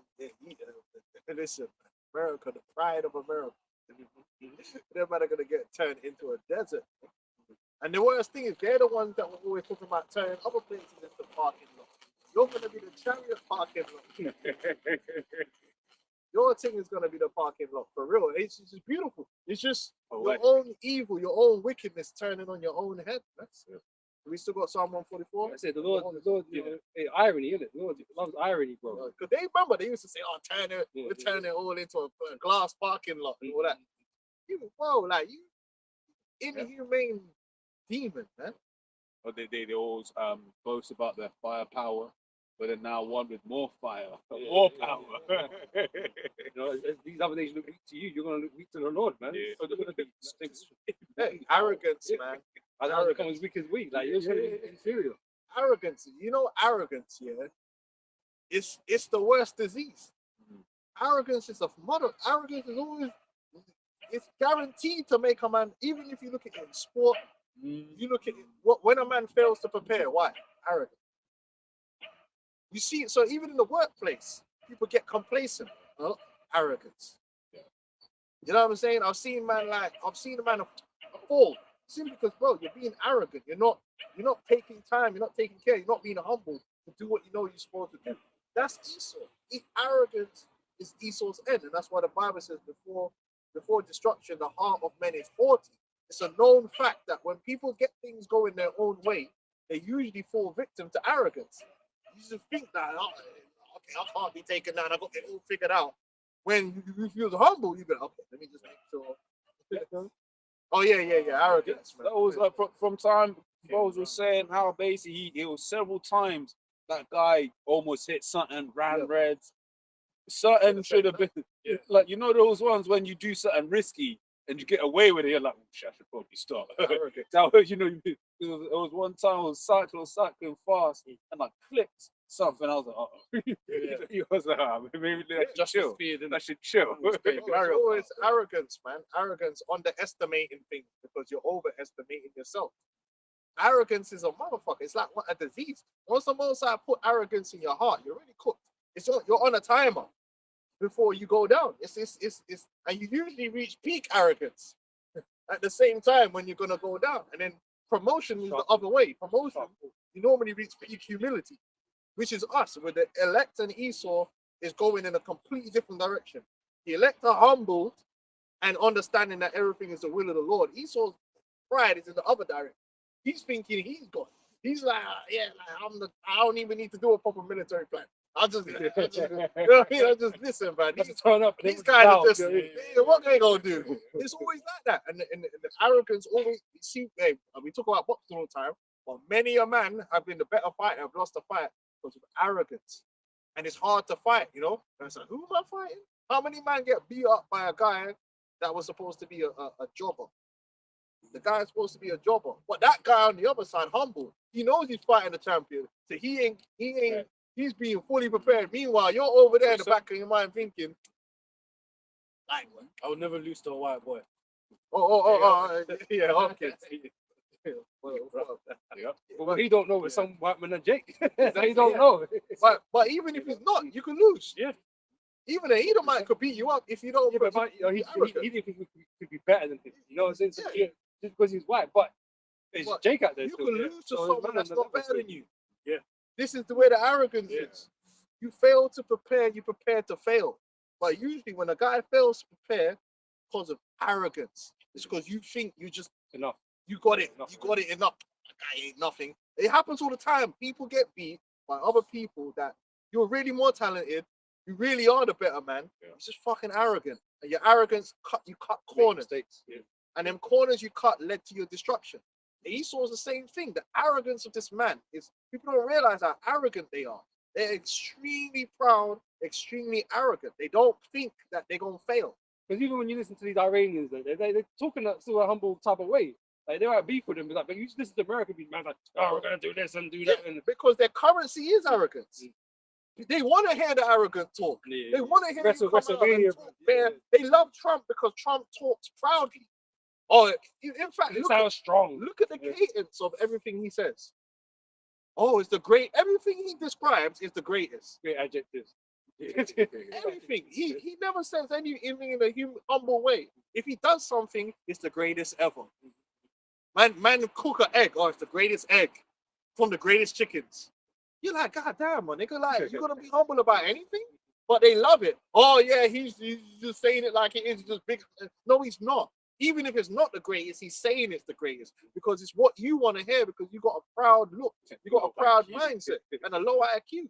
So you're like, oh yeah, like he's a car salesman. Oh, this is the fastest car in the world. Like okay, like, it's all arrogance, man, and they love it. They love arrogance, except when a Jake is doing it, then they don't like arrogance. You know what I mean? But when it's an Edomite, they love being arrogant. We're the greatest nation in the world. We're the strongest military. Our military is so strong, so fast, so. Come on, man. Ecclesiastes 9 and 11. Well, many a strong military have been defeated, bro. Ask Many- the old guy. Many a mighty man have been defeated. Even Saul was a mighty man. He was defeated in war. Many a mighty man have been defeated. Goliath was a mighty man. Many a mighty, the scripture tell you that. Many a mighty man have fallen, bro. And that's the thing, with Goliath, the odds was in his favor. The odds were heavy favorite. Just like America is supposed to be heavy favorite. Look, they're struggling. They're having issues, problems. But then guess what? They're supposed to be the favorite. But then when you look closely at the details, you start seeing that they've been making mistakes. Certain things they've been developing is more towards the show than what the reality is because of arrogance. I'll just throw money at it. I'll just throw money. I'll just do that because we're the biggest anyway. And now you're starting to I listen to these military strategists, they be like, actually, these man didn't spend as much money, but that shit's actually kind of that works. Well, yeah, because they've even had to copy the whole shathead type thing, American. So Because arrogance leads to complacency. Yeah. And you take everything for granted and you just think it's a given. It happens all the time, bro. We could come up with loads of instances. Teams have fallen off through complacency. but They didn't think they needed to bring in the fresh blood. They forgot about all that. Then they lose. They eventually lose. They Shalom, eventually Malcolm, go yeah. down. shit. Arrogance is not a good thing, bro. That's why even as being in this truth, you try and stay away from arrogance. Yeah. You try and stay away from. You got these guys running around Judah and all. We're not here to be arrogant about who and what we are. You gotta stay humble, huh? Stay humble. Oh, Yahushua, he knew he was the king. He knew he was the son of God. But he never went around portraying. I'm from Judah and all this shit. Yeah, what does that mean? We still went into slavery. So stay humble. You see the point? Even though we're as great as we are as Israelites, well, we're not in slavery. So what does it really mean at the end of the day? You gotta stay balanced there. Because that doesn't mean you're guaranteed anything. Got this? Ecclesiastes 9 from 11. It says, I returned and saw under the sun that the race is not to the swift, nor the battle to the strong, neither yet bread to the wise, nor yet riches to men of understanding, nor yet favor to men of skill, but time and chance happen to them all.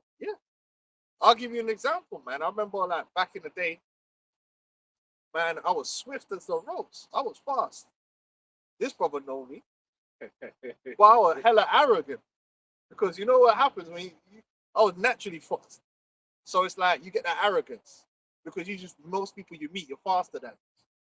And I remember like one guy told me, it's like, yo, bro, you know you can actually be fast Right. if you actually trained. And I just looked at him, what the fuck is this guy talking about? I'll dust you. Yeah. But he was right, man, because when I actually bucked up upon man that actually trained, I was getting dusted out here. Because that's not the average, but again, it's arrogance. It's arrogance, man. Arrogance can destroy you, man, in your life. Arrogance will have you out there drinking alcohol because you're young. You're arrogant. It's arrogance. You just think, yeah, I could do it because I'm young. So you drink all the alcohol. By the time you're 30, your joints are falling apart. Why was you drinking all the alcohol and destroying your bed? Because you thought that he was a god, man. You thought he was gonna be young forever. And when man tried to tell you, yo, bro, you shouldn't really be doing that because no, like, I'm all right, arrogance, and then it leads to your downfall. Yeah, I say it's like that's one of the things, being in this thing of ours, one of the experiences that I've had in terms of like that concept of arrogance. Like the Lord will use someone in the world to say something. And mine's like, that's someone in the world. But actually sometimes the Lord is using that person to tell you something you need to hit. You gotta be meek. That's why the Bible talks about the meek shall inherit the earth. That's what it means to be humble, to be meek, man. But Esau is the opposite of that. They're extremely arrogant. Just the way they dismiss people as third world is arrogant. It's all arrogance. Their whole persona is based upon pride and arrogance and attributing to themselves characteristics that they don't actually have because of their arrogance. And they're gonna find we're gonna find out that you're not as enlightened as you thought you was, that you're not as smart as you thought you was, that you're not as wise and you weren't in control as much as you thought you was. Because they think they're in control. You're not in control. That's arrogance. Grab this word. What I like, this is hubris, right? So ask the robot, define hubris. It says hubris is a term. It says hubris is a term used to describe excessive pride, arrogance, or overconfidence, especially when someone believes they are superior to others or above normal limits or rules. Is that the Forever war. Yeah. We could fire unlimited forever war. And anyone could know that's not fucking true. How would you even Who want would do that? How would you want to fight? One would argue that if you were to enter into a war that is a forever, you're a moron. If you start that war, That's the lowest IQ thing. Now, why would you want to be in a forever war? Like, that's just stupid to even say. You know what I mean? But that's the level of arrogance to even let that come out of your You mouth. actually know IQ. You actually. I mean, and there's a guy going, yeah, America, fuck yeah. This is what this guy talking about, man. Unlimited missiles. Yeah. What? Just looking at how long it takes to make those missiles as well. Yeah. Because it's what they're hoping to amp up production of. Is it the Patriot? Yeah, to like 800 a year. So then all of those salvos coming, those $50,000 drones, they're having to, which I've been Patriots are used for something else, Salakia. But so those are that, but those miss that battery's $1 to $2 billion for an entire battery, right? But then it's like all of the missiles take time to make. So it's not just a thing of just just flip the switch. And that's cool. But he was crying not too long ago about man on EBT. You know what I'm saying? That's cool, but we got unlimited, so we could just fight a forever war. But then you couldn't do the EBT and the welfare forever. Fuck. You know what I mean? These men, and they have to be studied, man. Have we got Psalm 144? It will be a fucking story when we talk about in the kingdom, man. It's gonna be a fucking. It's gonna blow your mind. Do you know what I mean? You're gonna hear them. Blowing my mind right now. This Esau is Twilight Zone territory in terms of an individual. Like it is the Twilight Zone, man. You just watching the way people's psychology just twists and turns, man. Makes no sense. I got something quick. Even the Starmer guy, he was actually being quite reasonable. He was like, listen, man, I don't want to enter into a war unless we know what the objectives are and that the war is legal. The man said this guy a demon. Said this guy's a coward. I'm like, damn. It sounds extremely reasonable. Man said, I need to know what the objectives are clearly. Because these men are giving about 50 different objectives. Yeah. Tell me what the objectives are for completing the war. And also, guys there. Yeah, is the war legal to begin with? That's completely reasonable. They did the newspapers, everyone just caning him. Oh, he's weak. I said, yo, bro, these men are in. I thought this was a civilized country. Britain's supposed to be civilized. Them men are just caning him. I'm like, yo, man just said, is it legal, brother? Exactly. No one cares. No. Is it legal? Or what's the objective? I said, no, you got to know why? Yeah. Because the small might run newspapers. just on it. And then this guy can't stand, but they want to get him up out of there anyway. They want to bring in more hardline strongmen that don't think. Because he's going to be a strongman to save Britain, make Britain great again. Is that, so you want man to just get up and go to war without thinking? There's a I forget exactly how it goes. You want him to just, say nothing, fam. Let's It's like, that was a good. So there's a saying about basically because you got people that think that war should just be purely warriors and vice versa, but then the saying it's like then you get your wars fought by men you don't. I think it's a good saying. Yeah, I know which one you're talking about. I just don't know how it goes exactly. Let me try and find it. But yeah, you need on war. You need someone that's gonna think. Whenever they show you those old war rooms, right, it'll be the king, right, and his counselors. And they've got the map there. They're moving things. Yeah, but if we do this, right, then this is and their strategy. But the worst thing is, he's not even doing that. The man's just saying, "Is it legal?" Yeah, exactly. Like before we even get to strategize, is it legal? And what are we trying to achieve? That's like before you even start strategizing, like just give me an answer. They said, "Fuck that, blood. You're meant to just rise up everything, right? Just jump into it." Even though America's been fucking with Europe and UK and that. Yeah, Even not just roll long ago they said they didn't need man. They said, "Fuck off." Bro, the Esau, bro, it's like a reality TV show, man, for low IQ individuals. It's crazy. Gotta get two quick ones. Yeah. Right. Sirach 10:7.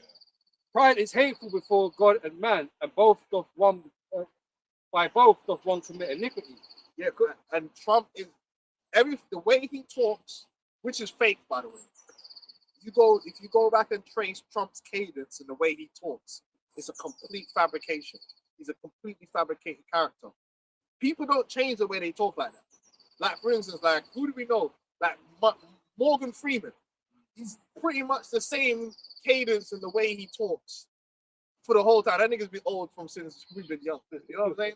You don't really see people like Tony Blair doesn't talk any different than when we first met him or Boris Johnson. This guy Donald Trump has changed the way he talks because they wanted to create this character. It's so beautiful. So all that cadence and all that stuff is fake. It's something that they've trained him. We want you to talk like this now because that's gonna appeal to the people. These are fake. No one changes like that. The proof is Obama, because you have the guy that they actually said they got his cadence. Obama's The train, Chicago trainers. Yeah. American burger. What you want? You want some ketchup with that? No, that's right. You want a hot dog? Hot dog, burger, American burger. that man, he's crazy. Hey, man. Hey, you need to bring Obama back, man. Obama was fucking, he was a character. Damn. That's what I do. It's verse 8. Because of unrighteous dealings, injuries, and riches got by deceit. You saw, get what you're all of that. Corruption. And when you go, I'll put into ChatGPT to break that down even into further image, and that's what it says. It says basically, if you have a kingdom that is based upon deceit and corruption, it said in the ChatGPT. Let me see if I can find exactly what it said. It actually says it means it would inevitably fall, and that's what we're seeing. We're seeing a kingdom based upon lies, deceit. But there's never been a king that's bucked that trend. Because there's no king. No kings are gone. The old world's gone. Right, and America's gonna go in the same vein, man. We're going the same way out. That's all. When we come to rule, our kingdom is going to continue forever. It's going to be based on truth. Yeah. This is the plain English meaning. It's saying that when a society or its rulers become corrupt, unjust, and dishonest, their power and nation will eventually be taken away and given to others. Unrighteous dealings, corruption, injustice, immoral behavior in leadership or society, injuries, oppression, exploitation, or harm done to people, riches got by deceit, wealth gained through fraud, corruption, or dishonesty. If this doesn't fit,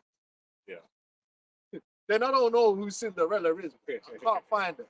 This has to fit. This shoe has to fit.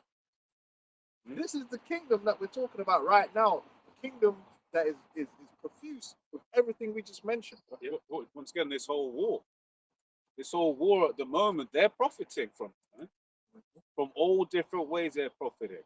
Well, you will have some geezers in a But not the American people. but not the American people. They're the ones paying for the Yeah, profits. Even in the stock market, the insiders are making a killing. Because the market hasn't moved in the way that it's supposed to have moved. Yeah, If at it first it pumped. Yeah, Remember, it pumped, it dumped, and then pumped. Yep, and then And then- silver crashed. Yeah. Silver and gold crashed, and those are all things that aren't it's not supposed to be that. When this time of uncertainty, people move to safe haven assets like gold and silver. Yeah, it's So you manipulation. know. Well, I've got that saying. So the saying goes: the society that separates its scholars from its warriors will have its thinking done by cowards, and its fighting done by fools. Yep, there you go. You're supposed to be balanced, man. Like Solomon, balanced. David went on four. But right now, they was all scammers. That's what they are. Scammers and demons and liars, man. All right? Go on. What I was about to say, because the Warriors in this day and age, they're not trained to think. Yes, yeah. They're trained to take orders, right? And you got some elitists, men up in there like giving the orders or whatever. To the point Like, where Warriors meant to have Yeah. some smarts about it, ain't just meant to be some grunt. Yeah. So Well, to be honest, they don't. The grunts don't make the decisions. The generals do strategize. Because to be an officer and a general, you have got to be intelligent. But that doesn't mean that you will be listened to. Because if they say that you're going into Iran, the generals have said this is not a good idea. They're still still have to do it because the commander in chief is telling you you're whatever. Listen, this is what needs to be done. But there's guys that generals that come out and said we run the war games and this isn't a good idea, bro. This is Afghan man said this is the worst part of Afghanistan. Man. scared. This is worse than Vietnam because they never won the Vietnam War. The war was no way to win it. Them niggas was in the jungle. Them niggas was underground tunnels. Yeah. And when you look at you share the terrain of Tehran, of the terrain of Okay. Iran. It's that's what even in what was that film with Tom Cruise, man? Top Gun, where they're showing you obviously Iran, but it's like you've seen what they're basically showing what they would have to do to pull off the maneuver. And it was like bare mountains. And they go, you're gonna have a ground war in that. It looked like an alien world, man. When I see it, I said, "Yo, that's it, man, bro." Yeah. They want man to trek. Man's gonna be tired just getting up them hills, bro. But Get exoskeletons. and even the soldiers that supposedly got killed, the four of them that those were warriors. They ain't doing a ground war in America in Iran. Them generals know, but they're gonna have to do what they got to do. When they get an order from their commander in chief, the strong man, they gotta do it. But again, verse 8 says, because of unrighteous dealings, injuries, and riches got by the kingdom is translated from one people to another. I just want to get the 21st verse as well. It says, the fear of the Lord goeth before the obtaining of authority, right? But roughness and pride is the losing thereof. Yeah. That's what's happening. What's it? Roughness, yeah. What's that? Roughness and pride. That's how it's going. Esau peaked, man. He peaked, man. The pride is too much, man. They're trying to do too much. All this mark of the beast thing is too much, man. Yeah, it's too much, man. Like, think of it, man. You want to own everything. You want to chip everything. You're doing too much. It's not necessary. Something. What type of verse? 10 and 21.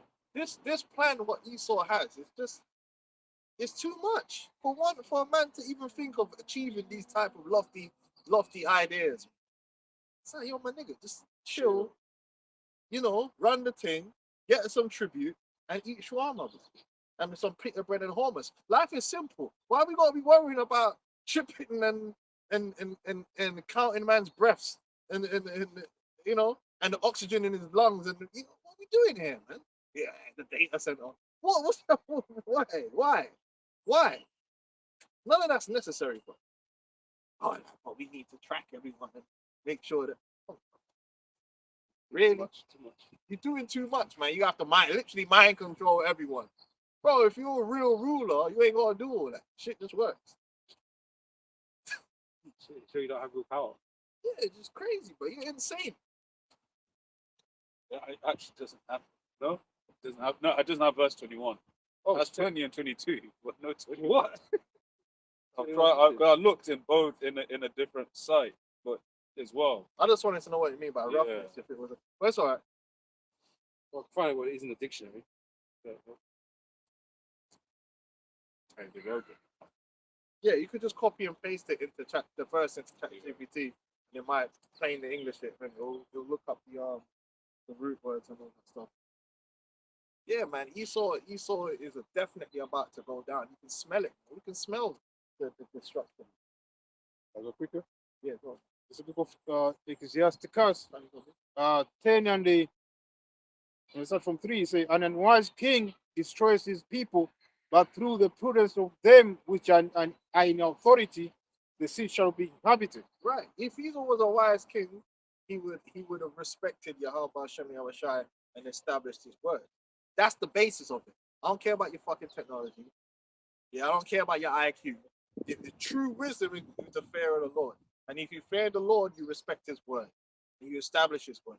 And the minute you didn't do that, it was always cooked. It was always cooked. It don't matter about what your technology you got and how many inventions you had, and your mobile phones and your iPhones and your data centers. None of that matters once you disregard the word of the Lord. You're already cooked. You've gone off the reservation. You're on the path to destruction. Welcome. In Ecclesiasticus 10:21, the word roughness refers to harsh, aggressive, or abusive behavior towards others. There you go. You become what? A tyrannical. That's what you see in Esau police state tyranny. You don't have to be like that to be a ruler. It's like there was another phrase that I came across, which was the tyranny that Athens imposed on others, it eventually imposed on itself. Yeah, that's what that guy keeps breaking down. Oh, okay. The new Moabite savant. Oh, the sage. Professor. Yeah, the Moabite sage, blood. He be going in, blood. He be going in. Yeah, that he was breaking down that history of how the Athenians went around and they were bullying everyone else, but eventually all that bullying came back home. Yeah, can't see. So this brother's a sage too. But it's true. You become cruel. You become and you shouldn't be. You shouldn't need to be cruel. No, don't get it wrong. If you're a ruler, there's judgment, but then there's mercy. There's compassion. It's fair judgment, there's yeah. empathy. These are things that make a good ruler. You gotta know how to balance it. You can't be all like let everyone. It's like when you're a parent. As a parent, people don't understand that you can't come down with pure fire and brimstone and be super rigid on a child, because the child's just gonna end up fucking hating. Yeah. Everything's just gonna be toxic here. It's true.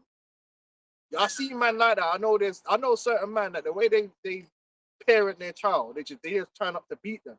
They don't even spend time with the youth. Man just literally turn up when it's time to beat them and they ignore them all the rest of the time. I've got a quick one. No, bro, it's a balance. Sometimes you got to go have an interaction with them that doesn't involve punching them up, blood. You know what I'm saying? Like, you know what I'm saying? But you only know how to be harsh. You don't know how to show the other side, the compassion, the love, the empathy. So that child's just gonna grow up imbalanced. Yeah. Sirach 4:30, be not as a lion in thy house, nor frantic among thy servants. Right. So it's not about being a wimp, a pushover, right? But it's not all about being some dragon either. There's a balance in that regard, and it's the same thing when you're being a ruler. When you're being a ruler, there's a balance to how you treat the people. You can have empathy, you can have compassion and understanding, but then you can have judgment. You understand? But Esau, he wants to just go with a rah-rah thing. He wants to be the dragon. He wants to come with the police state. What they call it? What did my man say? Imagine a boot on the neck of mankind forever. Aldous Huxley. That's what he wants to do. You don't need to be like that. You can be feared and loved. Esau just wants to be feared with some fake love. And that's why the scripture said, when the righteous rule, the people rejoice.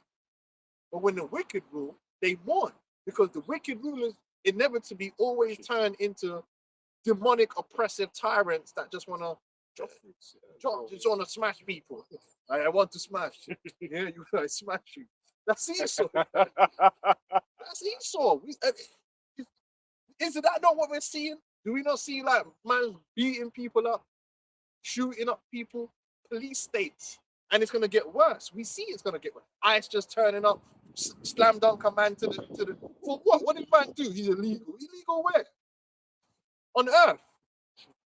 And yeah, I thought someone's from is overstaying, you just send them back. Why are they in detention center? British, man. Yeah, but that's what sending your military out in the world. You become more like because you're trying to oppress people. And but that's one of the things as well. One of those Iranian man said, he was basically saying how, look, man, there were certain people of our people who don't remember what you did when you overthrew. You did this revolution, but now you've given them something new. Yeah. To see what you're see what you're on. Yeah, you're not a benevolent ruler. You don't know how to oppress and destroy people and do evil, and you're getting worse. That's why the scripture said, "The devil shall come down on you, having great wrath." That if you have for a short time. Roughness, and what did it say? Roughness and pride. That's all you got, because you think the only thing you can rely on is might.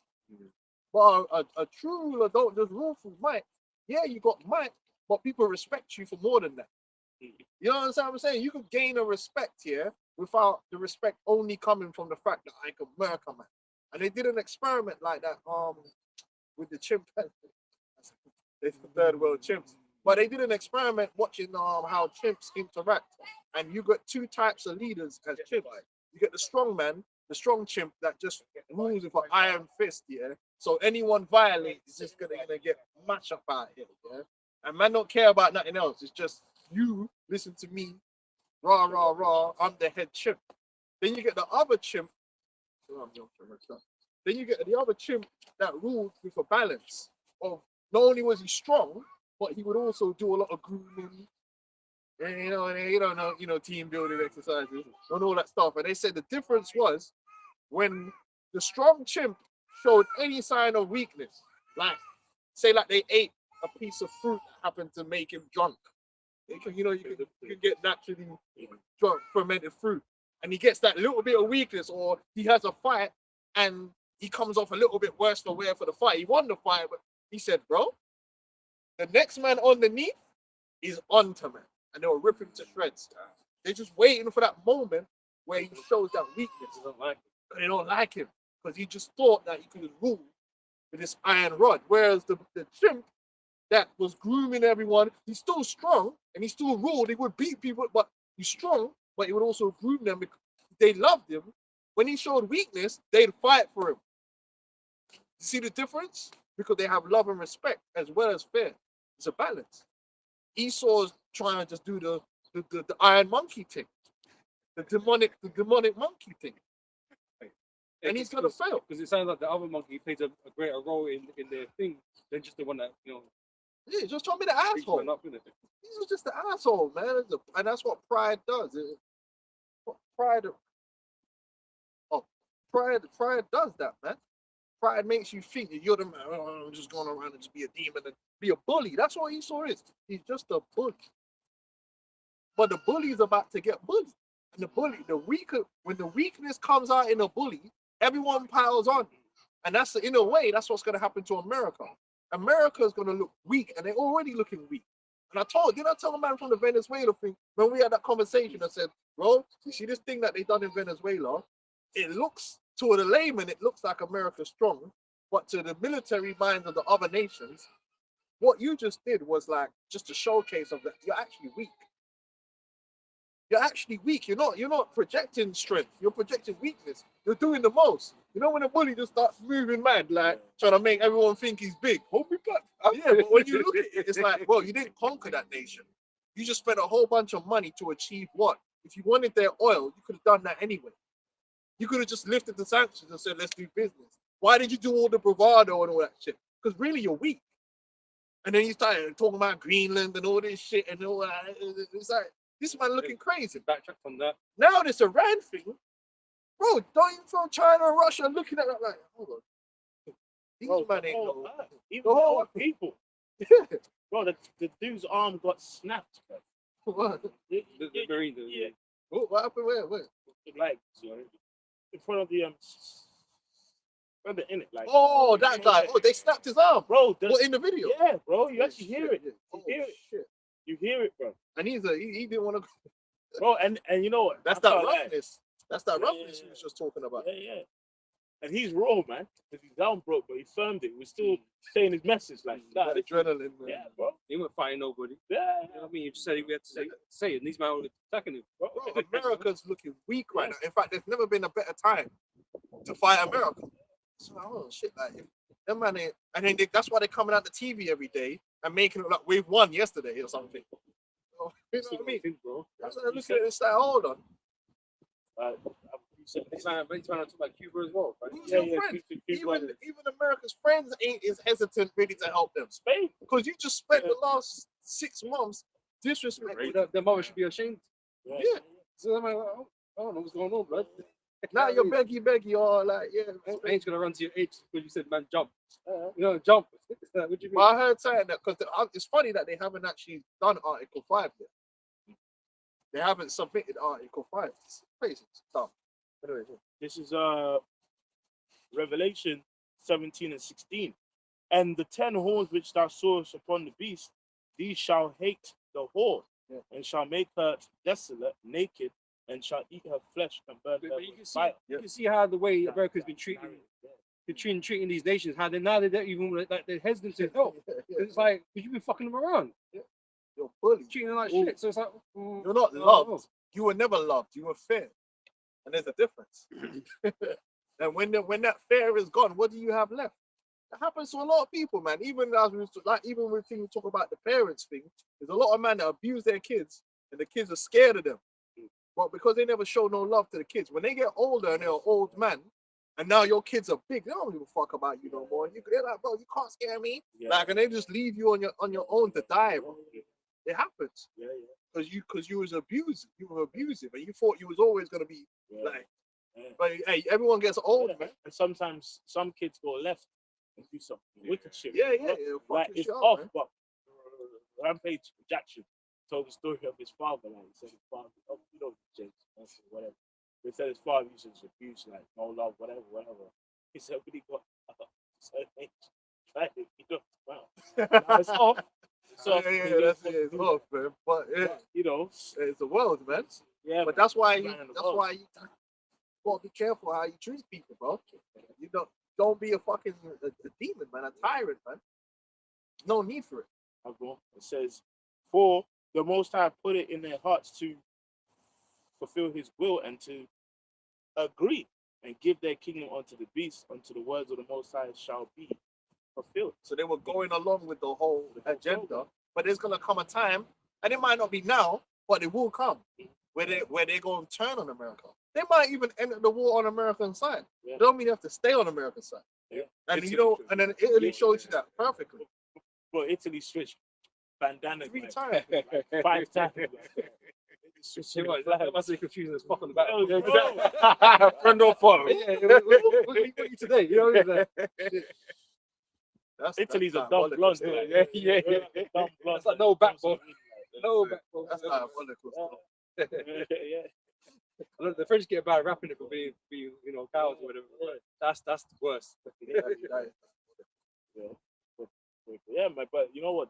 That as well ties in with shameful spirit, because like the way you bullied everyone, it's insufferable. Like, and now it just doesn't even make sense. Like from a logical standpoint, it's like, why not do business then?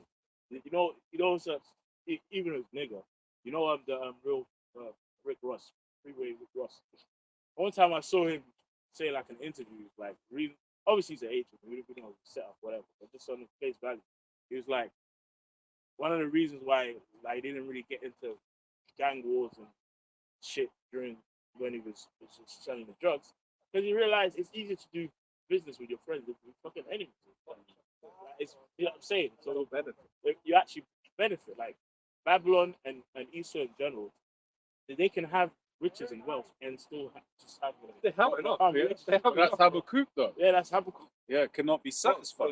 We just read it. The roughness. Yeah. Read that again. Read it the one you had before, because that breaks down what you're saying. We were just breaking it down. We looked at the word I saw a roughness. bit in the car. Okay, you spying it out. Yeah, again, back in Sirach 10 and 21, so the fear of the Lord goeth before the obtaining of authority, but roughness and pride is the losing thereof. Yeah, roughness. You know, that's that bully boy mentality. Like, I could do what I want and start violating. Well, even though ultimately the spirit got taken away from him, but we saw that a bit with Saul. You know, in his last stages, like you could see when you read in between the lines of scriptures, everyone started getting like fucking like pissed off with this guy. Like, this guy is just unreasonable. Like you can't deal with him. You know what I mean? He's becoming a tyrant. That's it. You know, which is what the Lord told Israel was happening. That's what happens to Marino. Yeah. Most clubs he goes to, Yeah, that's yeah, he starts moving mad, yeah, like, and then like I was like, listen, this guy's got to go, man. Yeah. He's moving insane. Like. You know, even for someone that's a hero, they say if you stay too long, you become a villain. So, Wenger. Wenger, but I was for curses with him. But you know what, man? I heard something the other day about Wenger, about the only reason you man got the Emirates Stadium so he signed on. So blood, he put respect on Wenger. Villain, hero that became a villain. That champagne football. But anyway, that's all. Yeah. That stuff.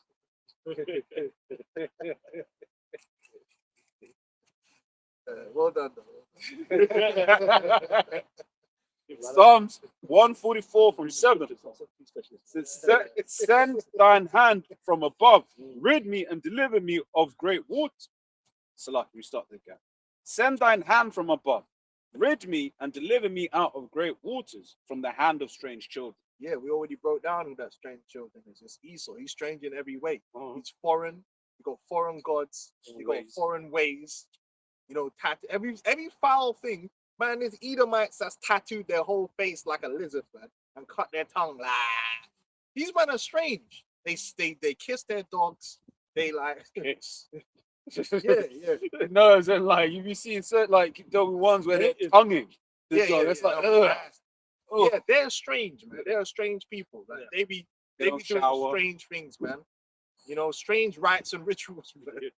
You know, you don't want to be in a football team with all Edomites, but they're gonna be doing freakiness. Oh, like for instance, like I was hearing a story about like a rugby in England, and basically the guy was saying, yeah, the geezer was Irish, and was basically saying how in English rugby, like it's just normal for you to have nakedness, or it's normal for if you want to play, you got to suck a man off to play, and that's yeah. He was saying in rugby in English uni. You can't just say shit like that. Sorry. You can't just say shit like that. Sorry.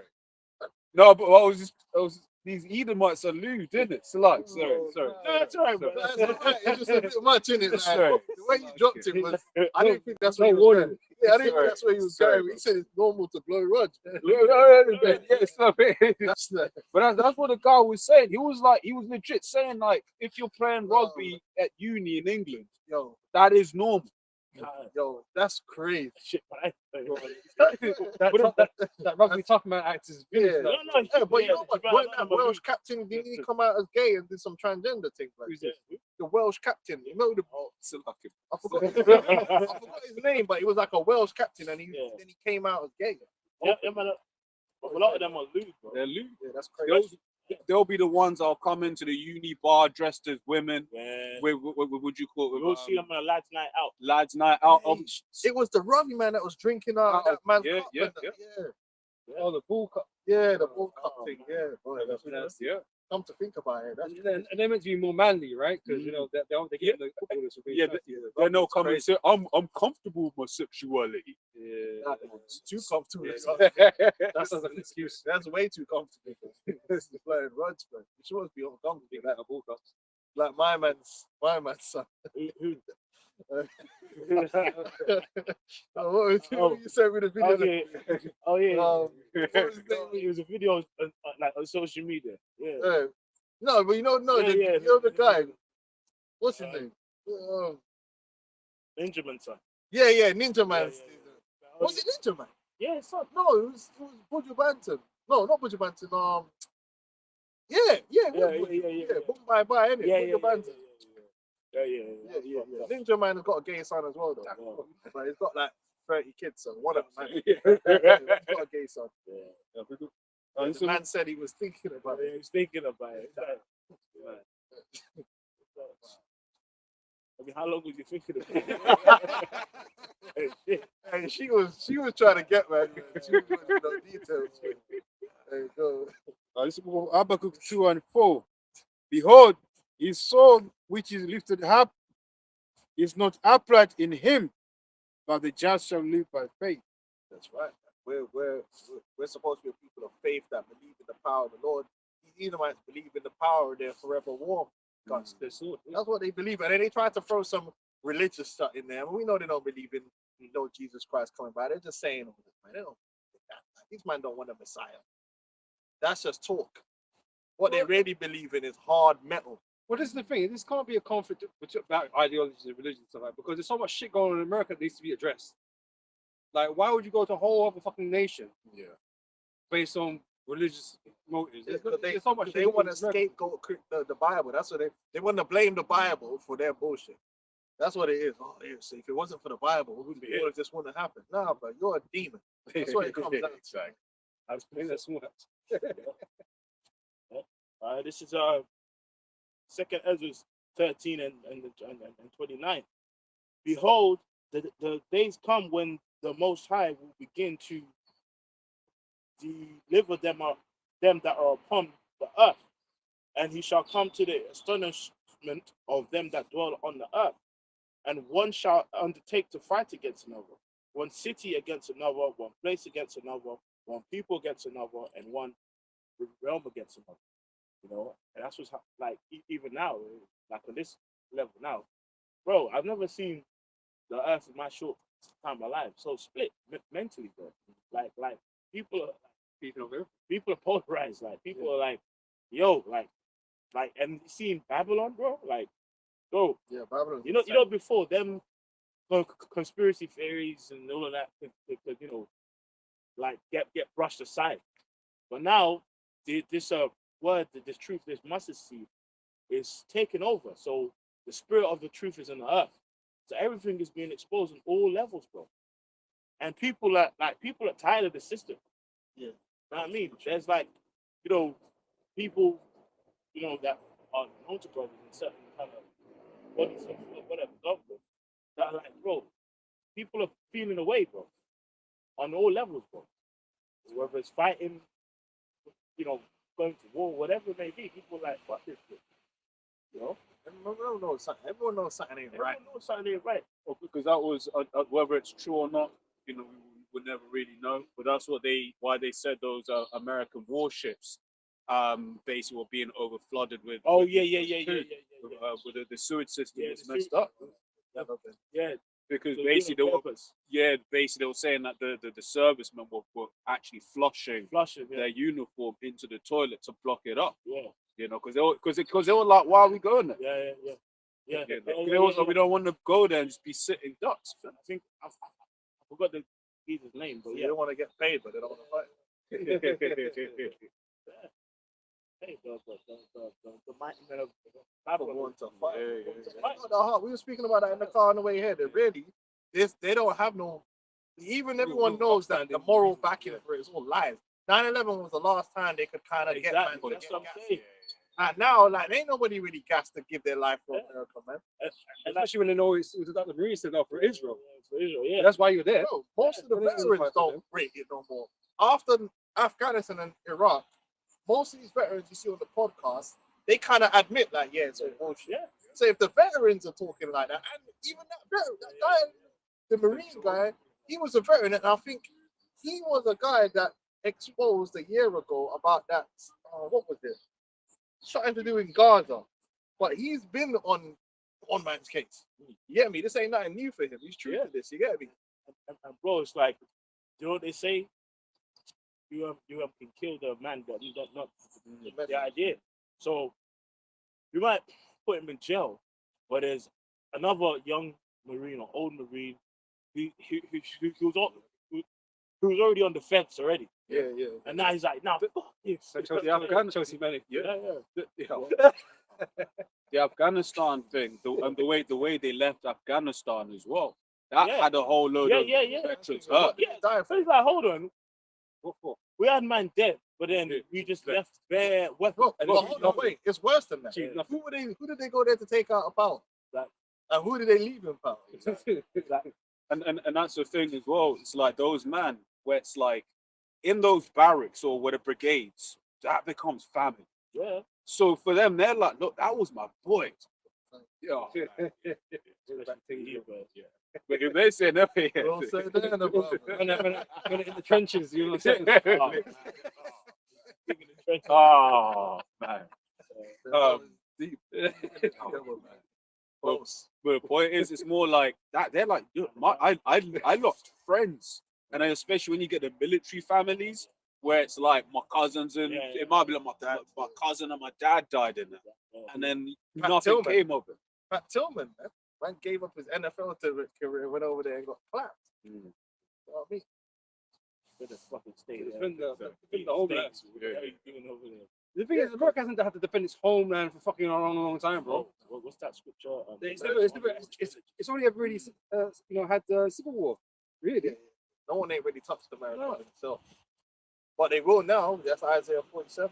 They've not been threatened by outside nations to come and destroy it. No one's ever done that. It's just 9/11, which was, we know that was an inside job. And everyone knows that. That's the worst thing The about it. facts don't make sense. I got the facts. All right. This is Ezekiel 38:10.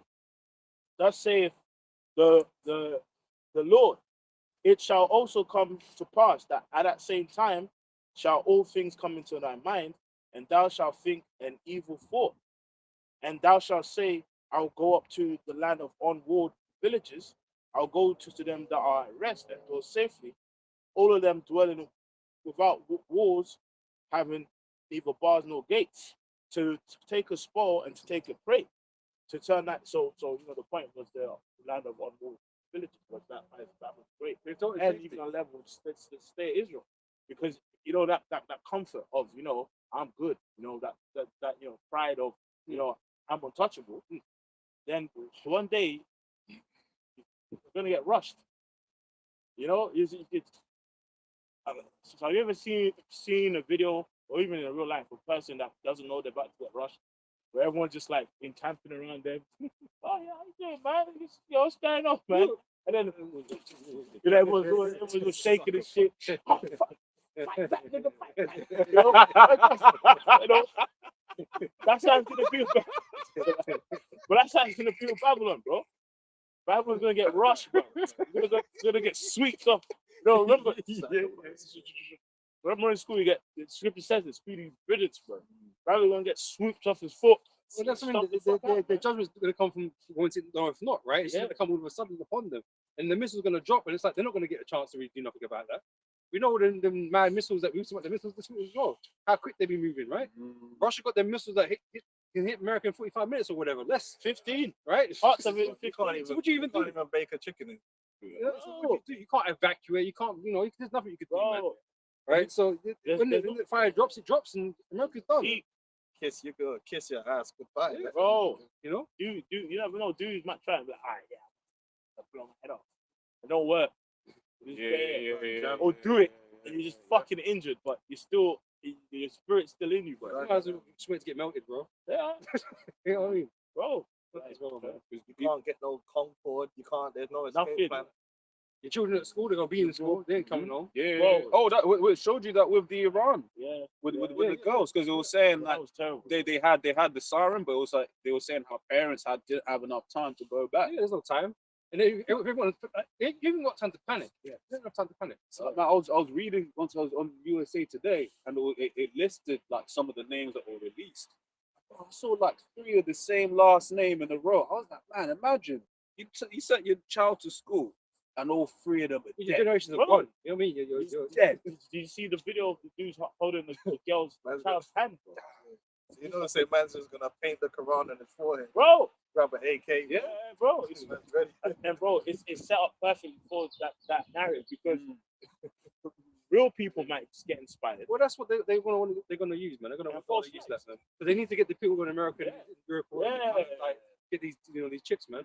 You get the on TV. bro. It's like it's set up perfect. Like they can just false flag it up forever. That's what he meant. That's what he meant. Forever war. That's what he meant. You can just bear terrorists. Oh yeah, because false flags are coming. Like, Yeah. but the dumbest thing about it is, yeah, even when they do them false flags, bare people ain't gonna believe it. Yeah. So whichever way you slice it, there's gonna be sedition. Yeah. And I was telling him earlier, I did a video last night.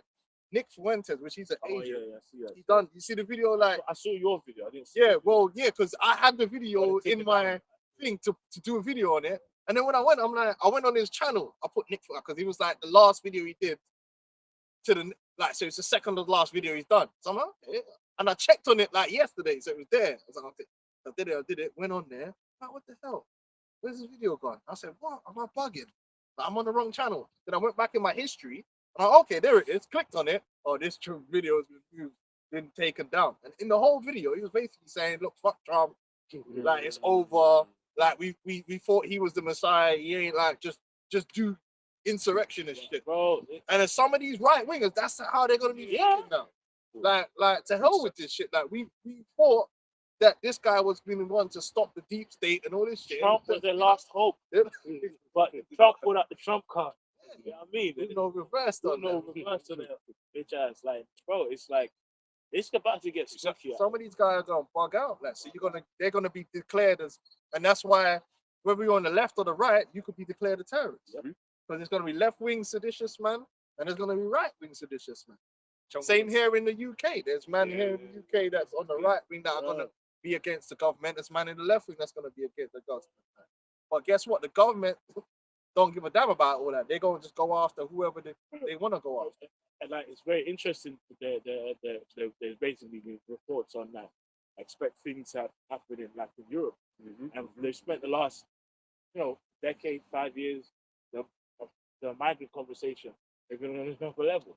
So then, if you have one false flag, like one schoolgirl one day in a park, some shit that never happened, but it looks away. You're gonna get attentions. We're going in. We're going in them hotels. You You're see- taking them out. You see what the UK been saying about these illegals now? They talk about giving them 40 grand to leave. Yeah, that's Yeah. crazy. That's Mad, bro. gaslighting. No, it's mad, isn't it? I'm an illegal. Yeah. You know what I can do 40 grand in our country? Bro, I'd say that goes Bro, somewhere else. you know what? Take all the 40 grand and let's go garden. I got room. I got room. Bro. 40 grand a lot of people. Yeah, there's space for camp. Especially in our country, bro. Yeah, bro, that's bad. But is that legit or is that? That's what they're talking about. You know what he's always saying? Bro, It's the gaslight. Man. You find out there's some small print. And shit. You gotta have like no arms and no legs and shit. Yeah, but these Edomites here, they're pissed with that. They're pissed off about it. I'm not working for. Remember that guy saying he's not working for another year to pay tax. Yeah, you're an idiot. So this guy's a fucking moron. Man. Isaiah 19:2, and I'll set the Egyptians against the Egyptians, and they shall fight everyone against his brother and everyone Bro, against his Babylon, neighbor. like, when you have that happen in the land of the brave, home of the free, like, bro, that's not supposed to be happening like in America, but we know it is supposed to be happening. But they've been the Image of so-called, it, yeah. speaking of white picket fence, two cars, a son and a daughter, everything sweet. You go and work in the factory, board, get paid, and now you got two men in the army. One wants to take out the president, and the other just don't know what to do with himself. They're divided, bro. They're so hateful. Like Yeah. that they celebrate when each other dies. Yeah, They'll celebrate when the government fucks up each other. yeah, Oh yeah, because when the Dems were in, yeah. then they Yeah, were yeah. celebrating when the right wing were getting, and then when it went the other way around, they're celebrating. Yeah. Charlie Kirk died. Yeah, man, yeah, the man celebrating. And it's like the protest with the ICE thing, Yeah. them man are celebrating the Dems getting shot. Yeah. And that's what I say, they're demoralized, man. Yeah, yeah. Meanwhile, Bill Clinton and Trump doing up 69. Yeah. They don't even, they're fine. Yeah. They're cool. They're not fighting each Yeah. other. Yeah, If one of them died, they gonna say, oh, go to his funeral. Yeah, They're gonna be cool. yeah. That's it. Them man all came to Trump's inauguration. Yeah. You know what I mean? Like, this Those is are bullshit. the front row. So this is bullshit. But the people, they believe the shit. So they hate each other, man. You know what I'm saying? That's what it's said. one people against another. One people to fight. Oh, he's a libtard. Yeah, he's And a the other man libtard. says, You know, bro, it's so divided. It's never actually. It is actually feel like a movie, but it's real life. they do the same shit here. You got the right wing Edomites here. They call the left wing guys traitors and all this stuff and all that. Yeah, oh, no, sure. Just get Luke 11 verse 17. Yeah. It says, but he knowing their thoughts said unto them, every kingdom divided against itself is brought to desolation, and a house divided against a house falleth. Yeah. And it gets spooky. Like even on a different level, when 70 AD was taking place, and you had this zealots and them fighting. If you go back in the history, bro, they was burning each other's food supply down. Like there was like the actual one. Obviously, it was prophesied for them to be taken down anyway. You know, when he saw sheep and pass, you know, then basically flee, right? But when you actually see how it played out, you know how it led to cannibalism and stuff, eating their belts and all that. A big part of that was sped up because different factions was fighting for power and going as far as to burn each other's food supply for control. Wow. So then it got fucked where niggas stuffing in caves, eating their belts and mountaintops and retreats and stuff. So that's in the history. You go and look it up. What accelerated it was those fighting for power of who's gonna basically be the head against when it was been taken down by Rome, and it backfired against their ass. Yep. So if that happened then, so how much more? Now, I'm a cisgender. I'm a this. I'm a because left. even, I'm a because right. even the right wing now Yeah. is split. It's split. It's split between the MAGA. MAGA. Yeah. Well, they call themselves the true MAGA, and the man that's black pilled now.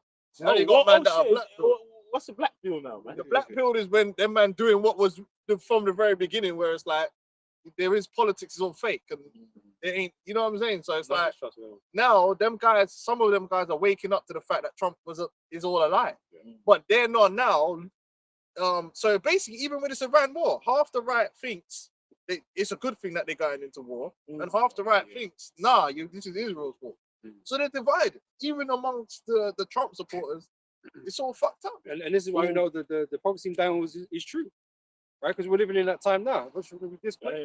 Daniel 2 verse 42. And as the toes of the feet were part of iron and part of clay, which represents this kingdom right now, Esau's kingdom, right? Because it's of wrong, right? Which is the iron, right? But it's the second part, and it's mixed with miry clay, weaker parts, division, that are not gelled together, so to speak, which is going to go save, right? It says, and as the toes of the feet were part of iron and part of clay, so the kingdom shall be partly strong and partly broken, right? And there's all fragmentation throughout the whole of Esau's kingdom, And whereas thou sawest iron mixed with miry clay, they shall mingle themselves with the seed of men, right? So they're all together, but they're not together, they're not one, Mentally.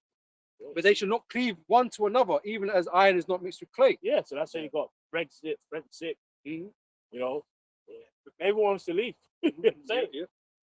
But through their economical ties and bonds, they appear as one. And the UK is fragmented. Yeah, north we've to been south. fragmented. North to south is a Yeah, fragment. and it's always been like that. Like the people up north, the Midlands, from The low basically IQ, from the Midlands up, they just think, "Fuck the South." Yeah. I was gonna say this is how you see the transition of power happening, right? Because in the spiritual side of things, we've got the Lord's got his house being built, Yeah. right? And Jacob around the world being united under the banner of Yahweh that's a Shai, good point, yeah. right? So we're getting stronger because we're more unified.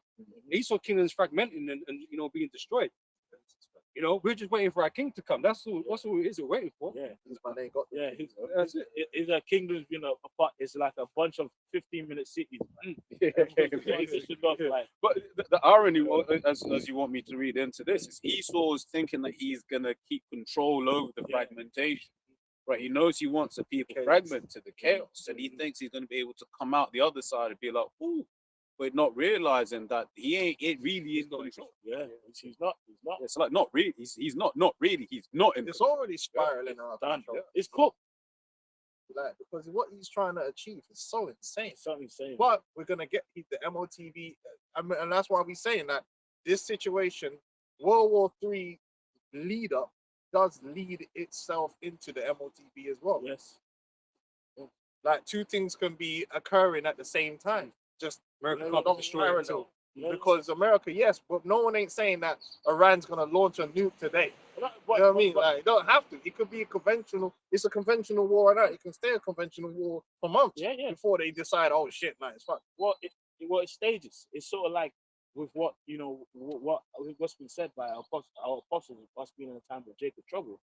Everything has a level, has a stage. Yeah, it's dangerous. You know what I mean? Like the script. Remember, later there shall be many that shall perish of famine.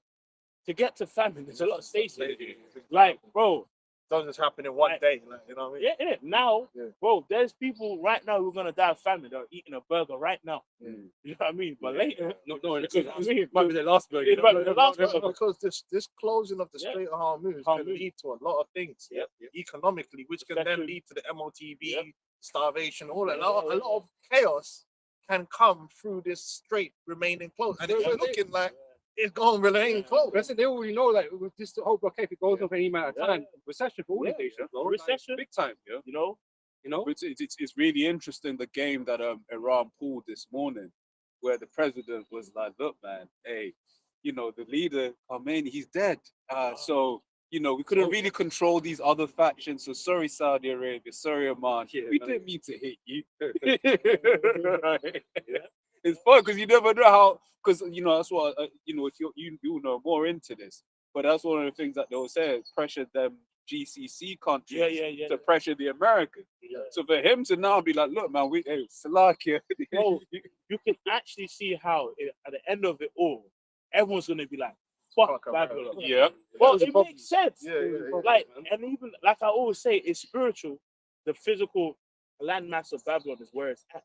Because imagine if Babylon was in the middle of Europe, bro. Like, or like I don't know, where China was, and everyone was all close. Bro, everyone would be gone. But can I build on that as well, though? Because I'm thinking about what Zelensky said to Trump in that fake feud, right? He said, but you're around water. Right, basically that point about like, and that will go into America's pride, the fact that really in their little region, Yeah, they're separated. they're separate. They ain't reach. But let me ask you a question, like, so when you're over there fucking around with Iran, can you fuck with Venezuela now? How many different theaters of war can you maintain? Yeah. What if Venezuela at this point said, you know, fuck you, Trump would tell you to fight every country. Then also, what happens if China was to be like, cool, Take Taiwan looks a bit tasty. What are you going to do to protect it? Yeah. Pat Com and CENTCOM is fighting for facial missiles. It's an overstretch, yeah. Yeah. But China could just send one assassin to do the whole thing. But Because what was saying, Rome was stretched as well. One of the things I was thinking, America is like right now, like missile wise, they're stretched. Because they're saying they're gonna have to. I think the other THAAD batteries in South Korea, they're saying they might have to move that to South Korea to bring it into this. How many what about North how many active aircraft carriers does America actually have? I'm sure they got is it 5 or 7? Right. How many is it? I know they decommit, they have a couple. there's not many. But also, Realistically. but also don't they have to operate in a unit? Yeah, Like, yeah, it's but not just one. You have to have a couple of them, right? Yeah, I'm sure they moved the one that was in Venezuela. Didn't they move it? I'm sure. I can't remember. I think But yeah. all I know is, it's like these are. If this thing was to bog them down and it keeps going, right, it just feeds into other nations. Like, well, if you're over there doing all this work here, then what can you do over here? So then maybe a nation like Venezuela and South America is like, you know what? You see this oil blockade? How about we deal with that? So you're gonna come and fight us as well? Now you got a real missile problem. So things can escalate, but it doesn't have to escalate in one day. It can take time to simmer down and keep Opportunities going. arise, isn't it? Yeah. You know, China's looking at the situation. Look, man, you know, Taiwan we got a problem with them, innit? So they'll move. They'll move. Yeah. And then you start seeing nations like Japan reconsidering their options. You know what I'm saying? Because if you can't even protect these men in the Middle East, like, are you gonna protect me from China? So that was a big thing. In Salah, but you had a point as well. Salah, you first. Oh no, because Turkey, way back when Turkey had the coup, that was the thing that they came out of it saying, "Oh, like, yo, where were you?" They were saying to America, "Where were you?" And these GCC countries Saying the same the same things, like, "Yo, America, where were you?" the American citizens that got stuck over there saying, yo, where are you? Because that's the thing, if you're stuck in the country, that's the whole point about having a diplomatic mission. Yeah. Your government's gonna come and be like, look, man, I got you. It's okay. That's funny, man. Just before coming, I was speaking to her that, you know what I mean? I know that the vision to buy, and she just landed. And she's like, so scary, hearing bombs and shit. You proud hoes don't know what's coming to you. That's it. Oh, proud people. Because a lot of the scriptures, When you go on holiday, it's always a gamble. yeah, exactly. These major cities, bro, for their pride is out control. And Dubai It's a desert. has been that, Palm. Actually, me personally, I've never had a desire to go there. No, but it's a show off thing. It's It's only people with low IQ, maybe, from certain parts of London go there to pretend From what I started seeing, like, what's his at the name? yard, Anthony Yard. What's the other name? bouncer. Bouncer. And then what's the other rapper? And then he got accused Dutch of Avelli. Dutch Avelli. When I saw Dutch Avelli and man like that, Oh, and these men are like ready to have fisticuffs my in the street. I days. said, Dubai is what? Yeah, oh yeah, those fighting in the street. Yeah, do you remember? Don't remember that? I shit? remember I saw niggas, that bro. shit, I said, why is these B-level UK rappers in Dubai? That means Dubai ain't nothing. It ain't nothing, bro. It's not. You won't see that in Monaco. Oh, bro. You think you're gonna see these niggas in Monaco no. fucking on some bullshit? Well, They don't even know where Monaco is. You'll get removed expeditiously. Yeah. They But, probably yeah, tackle but you know what it is with places like Monaco, and I will said it a few times. I never would understand why some places were so ridiculously expensive. So now really, it's just to cut out the riffraff. Yeah, like Dutch I don't Avelli, blame yeah. them. Because if you're, let's be real, no matter how rich a Negro is, they ain't paying £70 for a burger. Yeah. Like every day, that's just the average. No. price. But if a nigga does it, he has to pull out the phone. Yeah, man. What's expensive burger, man? Yeah. Why is everybody in Dubai, man? What the hell was going on, man? Everybody Oh, it's a everybody Hamite, was there. You know what I mean? It's a Hamite. Let me read this. For East Town to fucking Dubai, man. It's crazy. Go to Yard, man. You remember, man, being Jamaica, you wouldn't be in problems right now. Let me read this, bro. So this is Zealots divided in 70 AD and it's burning food supply. It says, Yeah. yeah. It says during the Roman siege of Jerusalem in 70 AD, Jewish rebel factions, often called Zealots, actually burned the city's food supply during their internal civil war, which made the famine far worse and helped the Romans defeat the city. Yep. So this happened during the siege of Jerusalem, 70 CE, part of the first Jewish-Roman war against the Roman Empire. The main source describing it is the Jewish historian Flavius Josephus, who was present during the war. The Zealot civil war inside Jerusalem. Before the Romans even broke the walls, the city was divided into three rival rebel factions. So think about it. Even before they could conquer, the people, the factions was divided already. And it's like, we're seeing it happen. It's the same thing. Obviously, that was Jake being persecuted. But it's like, now it's on Esau. They're all divided where these niggas is like, you actually have the left and the right. They want to take man out, bro. They would literally celebrate. Like, if Trump got took out, like the left will probably be celebrating. Yeah. They'll probably get a tattoo of it. Yeah, there was a clip that I shared a couple of weeks back. You never know online. You know, you got a lot of grifters online in it, but it was a whole thing about it was two parents that were very pro-Trump, and then there was their two children that were very Democrat, right? And then basically they said, "So, Dad, like, if Trump said bomb this city, right, this state, would you be for it?" Well, he must have a good reason, right? And then the son then went and said, "Wait, so if he bombed the state that I'm in, what would you say?" And then basically they said charge him. But isn't that what the argument was when the girl got shot by a girl? It was an accident. That was the whole argument. What if he touched me? Like, what if I was one of the girls that he raped, and then he was like, and then it ended up the gun went off. And all that shit. That nigga, he's fighting right. Trying to fuck up Emily. Goes on to say, and the boyfriend was there. He must have been like, what kind of family is this, man? Yeah. He's giving a warning. They, It's crazy, bro. Yep. Says before the Romans even broke the walls, the city was divided into 3 rebel factions. It says John of Giscala controlled part of the temple area. Simon Bar Giora controlled the upper city. And Eleazar ben Simon, another zealot faction in the temple. Yeah, man. You know, It says, instead of uniting against Rome, they fought each other inside Jerusalem, burning the food supply. Josephus writes that during these internal battles, rebel factions burned storehouses of grain and food. These supplies had been stockpiled and could have allowed the city to survive the Roman siege for years. The destruction caused mass famine once the Romans surrounded the city. You see how the most use them against themselves. you know what it's like? That's like having your man's in the end, man. Just take control of everything, bro, and then just do what the fuck they want to do. They want to fighting each other. You could have survived, but because you watching niggas, man. That's the literally definition of shooting yourself in the foot. Now, that's what Esau's doing at the end of the day. All this chaos that he's bringing. But he thinks he's being smart, but you're not. You're being dumb. And that's why the Bible says he taketh the wise in his own craft. Because they're trying to pull all these strings, and it's really going to work against them in the end. And it's just, you're just ushering in the return of our Lord, man, to cook you. And I mean that for real. Like, Hey, this is the path of perdition, man. You know, that's what you're on. cookie. All right, we're going to close up, man. The road's got to roll. But it's like, Carl, the